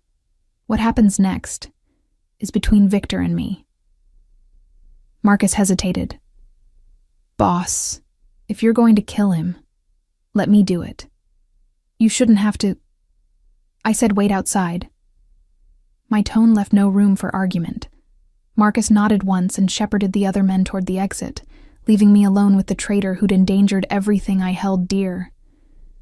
When the door closed, I moved to stand directly in front of Victor. You have one chance to make this right. One opportunity to prove that there's still something worth saving in you. What do you want? Alexei sent me a message, told me to meet him at Pier 19 at 3 a.m. It's a trap, obviously. But I'm going anyway because I need to end this before it escalates further. You're going to tell me everything you know about his plans, his security, his weaknesses, and then you're going to help me kill him. Victor looked up at me, surprise evident in his expression. You're not going to kill me? I haven't decided yet, I admitted. Charlotte will make that decision. You betrayed me, but you betrayed her first. Her judgment matters more than mine in this case. But either way, Alexei Volkov dies tonight. The only question is whether you help me or die beside him. He was quiet for a long moment, weighing his options. Finally, he nodded. I'll help you. Not for you, but for Charlotte. She deserves to be free of this. To raise your daughter without looking over her shoulder. Then start talking. We have 2 hours to plan an ambush, and I need to know everything. For the next hour, Victor detailed Alexei's operations, his security protocols, his habits and preferences. He described the soldiers who were loyal to Alexei versus those who followed Dmitri, the safe houses and communication methods, the connections to other criminal organizations. It was a wealth of information that would have taken months to gather through conventional intelligence means. Victor had been positioned perfectly to observe both sides of the conflict, and now he was giving me everything I needed to destroy Alexei Volkov completely. He'll have at least 10 men at the pier, Victor concluded. Probably positioned in the warehouses on either side, with a clear line of sight to anyone approaching from the street. He's expecting you to come alone, which means he'll be looking for backup and prepared to deal with it. Then we don't come from the street, I said, already formulating a plan. Marcus, get in here. My head of security entered immediately, clearly having been listening from just outside the door. Boss? Call in everyone. I want 30 men at Pier 19, but I want them arriving by water. Boats approaching from both directions, quiet engines, night vision equipment. We surround the pier before I make my entrance, and when Alexei makes his move, we close the trap around him. What about Victor? I looked at the man who'd betrayed us, seeing the desperate hope in his eyes. He comes with me. If he's telling the truth about Alexei's setup, he'll prove valuable. If he's lying, he dies first. Victor nodded his understanding. There would be no mercy if this was another layer of deception. By 2:30 a.m. we were in position. I could see the dark shapes of our boats surrounding the pier from my vantage point in the SUV. Could hear Marcus's voice in my earpiece confirming that everyone was ready. Victor sat beside me, his hands now free but 2 guns trained on him from Stefano and Antonio in the front seats. Last chance to tell me if there's anything else I should know, I said quietly. There's one more thing, Victor admitted. Alexei isn't just doing this for the inheritance. He genuinely hates Charlotte, blames her for making Dmitri soft, for being the favorite when he was just the nephew. This isn't just business for him. It's personal. Good, I replied, checking my weapons one final time. So is this. I stepped out of the SUV at exactly 3 a.m., walking toward the pier with measured steps that showed no fear or hesitation. The fog had rolled in from the harbor, creating an eerie atmosphere that muffled sounds and reduced visibility to a few dozen feet. Perfect conditions for an ambush. Blackwood, a voice called from somewhere in the mist. You came. I wasn't sure you would. You have information about my daughter, I replied, stopping in the center of the pier. Why wouldn't I come? Alexei Volkov emerged from the fog, flanked by 2 bodyguards. He was younger than I'd expected, maybe 30, with Charlotte's green eyes and aristocratic features. He looked like what he was, a spoiled prince of the criminal underworld who'd never had to truly fight for anything. "Your daughter," he said, with a mocking smile. "Yes, let's talk about Clara. Such a pretty little thing. It would be a shame if something happened to her. If you touch her, there won't be a place on this earth where you can hide from me," I said calmly, letting him see the promise of death in my eyes. Threats, how predictable. He circled me slowly, his guards maintaining their positions. "You don't understand your situation, Blackwood. I have connections you can't imagine, resources that dwarf your little empire. You're a king of one city. My family controls nations. And yet here you are, sneaking around behind your uncle's back, trying to eliminate his granddaughter before he learns she exists.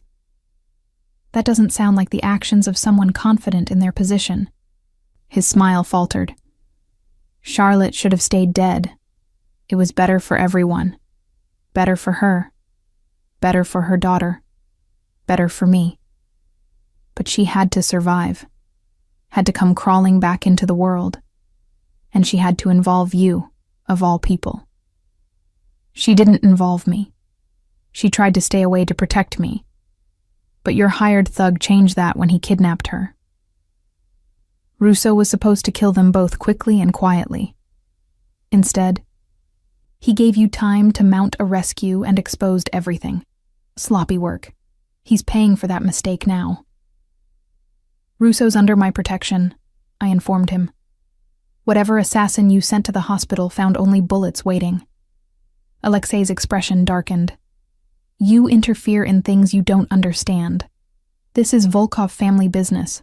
Charlotte belongs to us, and so does her daughter.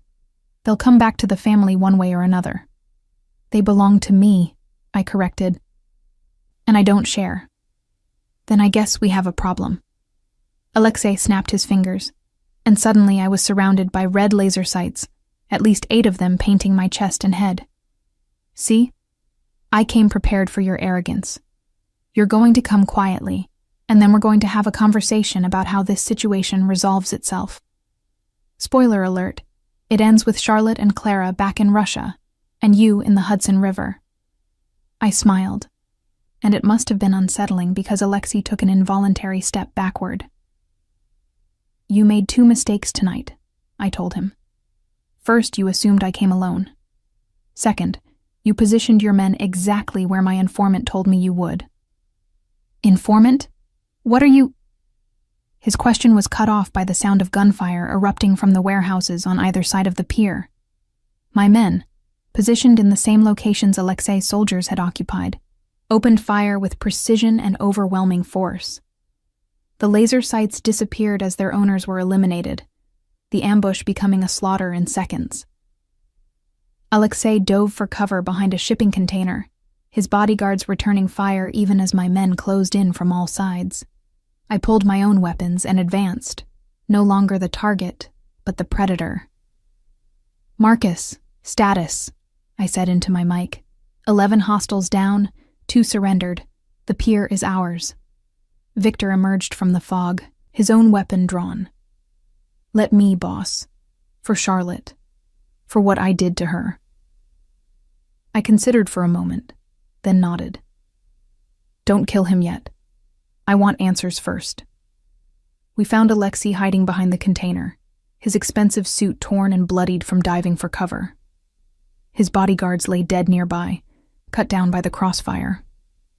He looked up as we approached, fear replacing the arrogance he'd displayed minutes earlier. "You can't kill me," he said desperately. "I'm Dmitry Volkov's nephew. Killing me means war with the entire Bratva." "War was inevitable the moment you came after my family," I replied. "But you're right about one thing. I'm not going to kill you." Hope flickered in his eyes, quickly extinguished as Victor stepped forward. "Remember me, Alexei?" Victor asked quietly. "Dima, from the compound. You used me, threatened me, forced me to betray people I cared about. All so you could inherit an empire built on blood and fear. Dima? But you're supposed to be dead with Charlotte? Yes, that was the plan. But we both survived, and now you're going to pay for everything you've done. I turned away as Victor raised his weapon, giving him this moment of vengeance. The gunshot echoed across the water, final and absolute. When I looked back, Alexei Volkov lay dead, his blood pooling on the wet pier. Victor stood over him, his weapon lowered, something like peace settling over his features. "It's done," he said quietly. "Alexei is dead, and his men with him. What happens now?" "Now we send a message to Dmitry Volkov," I replied, pulling out my phone. "We tell him his nephew tried to murder his daughter and granddaughter, and that I've eliminated the threat to his bloodline. We give him a choice: accept Charlotte's new life and stay away, or come to New York and face the same fate as his nephew." "He'll come," Victor warned. "Dmitry doesn't back down from challenges." "Then let him come. I'll be ready." I made the call from right there on the pier, surrounded by the bodies of men who'd thought they could threaten my family. A woman answered in Russian, clearly surprised to be receiving a call on Dmitry Volkov's private line at 4 a.m. "Tell Dmitry that Carter Blackwood needs to speak with him. Tell him it's about his daughter Charlotte and his granddaughter Clara. Tell him it's urgent." There was a long pause, muffled conversation in the background. Then a voice like gravel and ice came on the line. "Who is this?" "Carter Blackwood. I'm calling about your daughter." "My daughter is dead. Died 8 years ago in a car accident." "Your daughter is alive, living in my city, and raising your 7-year-old granddaughter. She's been in hiding because she was afraid of what you'd do if you found her. But tonight, your nephew Alexei tried to have them both killed so he could secure his inheritance. I've eliminated that threat, but I wanted you to hear the truth directly from me." Silence stretched across the line, so long I thought he might have hung up. Then, "My Charlotte is alive? And I have a grandchild?" "Yes, a daughter named Clara. She has your daughter's green eyes and my gray ones. She's brilliant, brave, and deserves to grow up without fear of her family."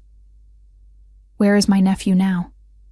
"Dead, along with the 11 men who helped him try to murder your bloodline." Another pause. "You killed Alexei. I protected my family. He made the mistake of threatening them. I did what any father would do. I heard something that might have been a laugh or a sob. It was hard to tell across the distance and the crackling connection. You love her, my daughter, with everything I have. And she loves you?" "Yes. Then perhaps we can find an arrangement that benefits us all. I wish to meet my granddaughter, but I have no desire to disrupt her life or take her from her mother. And if Charlotte has finally found happiness after all these years, I won't destroy it." The words should have brought relief, but I'd learned long ago not to trust promises made by men like Dmitry Volkov. "What do you want in exchange for leaving them in peace?"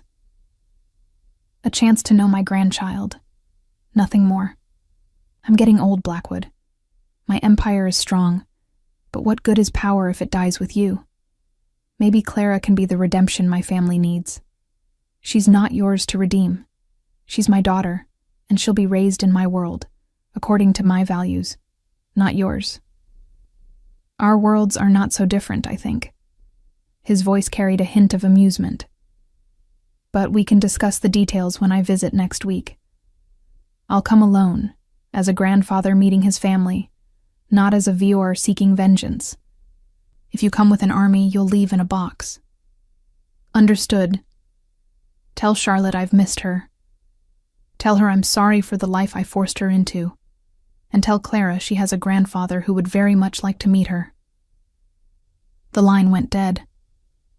I stood there in the fog, the weight of what had just transpired settling over me. I just negotiated a peace treaty with one of the most dangerous men in the world, all while standing over the body of his nephew. "Did that just happen?" Victor asked quietly. It did. Whether it holds remains to be seen. I turned to face him. As for you, your fate is still undecided. Charlotte gets to choose whether you live or die, whether you're exiled or forgiven. But either way, your time in my organization is over. You betrayed us, and that's a line that can never be uncrossed.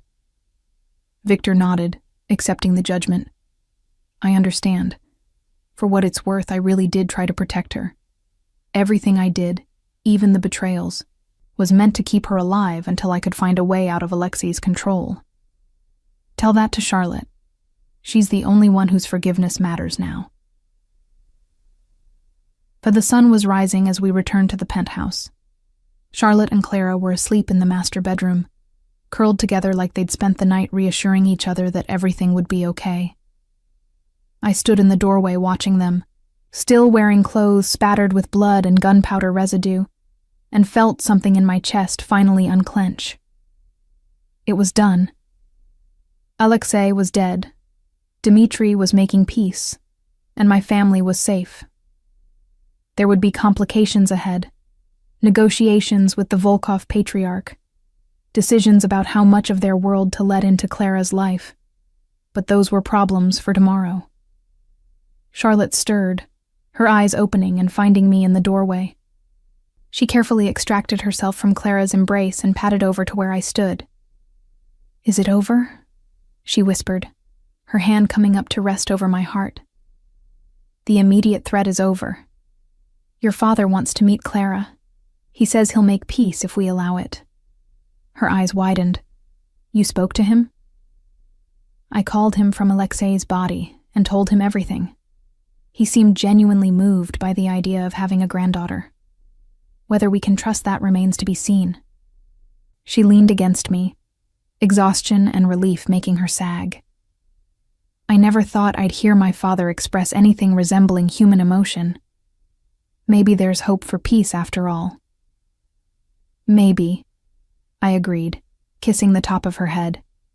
"But we'll be ready if there isn't." Clara stirred in the bed, her eyes opening and immediately seeking her mother. When she saw us both in the doorway, her face lit up with a smile that made everything I'd done tonight worthwhile. "Daddy," she called sleepily, the name still new but already feeling natural. "Did you win?" "I did, Princess. The bad men won't bother us anymore." "Good. Can we have pancakes for breakfast?" Charlotte laughed, the sound like music after the violence of the night. "Yes, baby, we can have pancakes." As we moved into the kitchen to prepare breakfast as a family, I caught sight of my reflection in the window. The ruthless criminal kingpin stared back at me, blood-stained and dangerous. But in that moment, I was also simply a father making breakfast for his daughter. Both versions of me were real. Both were necessary. And together, they would protect this family against anything the world threw at us. The war with the Volkov Bratva had ended before it truly began. Now came the harder part. Building a life worth protecting, raising a daughter who deserved better than the world we'd made, and proving that even people like us could find redemption through love. It wouldn't be easy. Nothing worthwhile ever was. But as I watched Charlotte teaching Clara how to crack eggs while both of them laughed at the mess they were making, I knew it would be worth every sacrifice, every battle, every impossible choice. This was my family, mine to love, mine to protect, mine to cherish. And heaven help anyone who tried to take them from me again.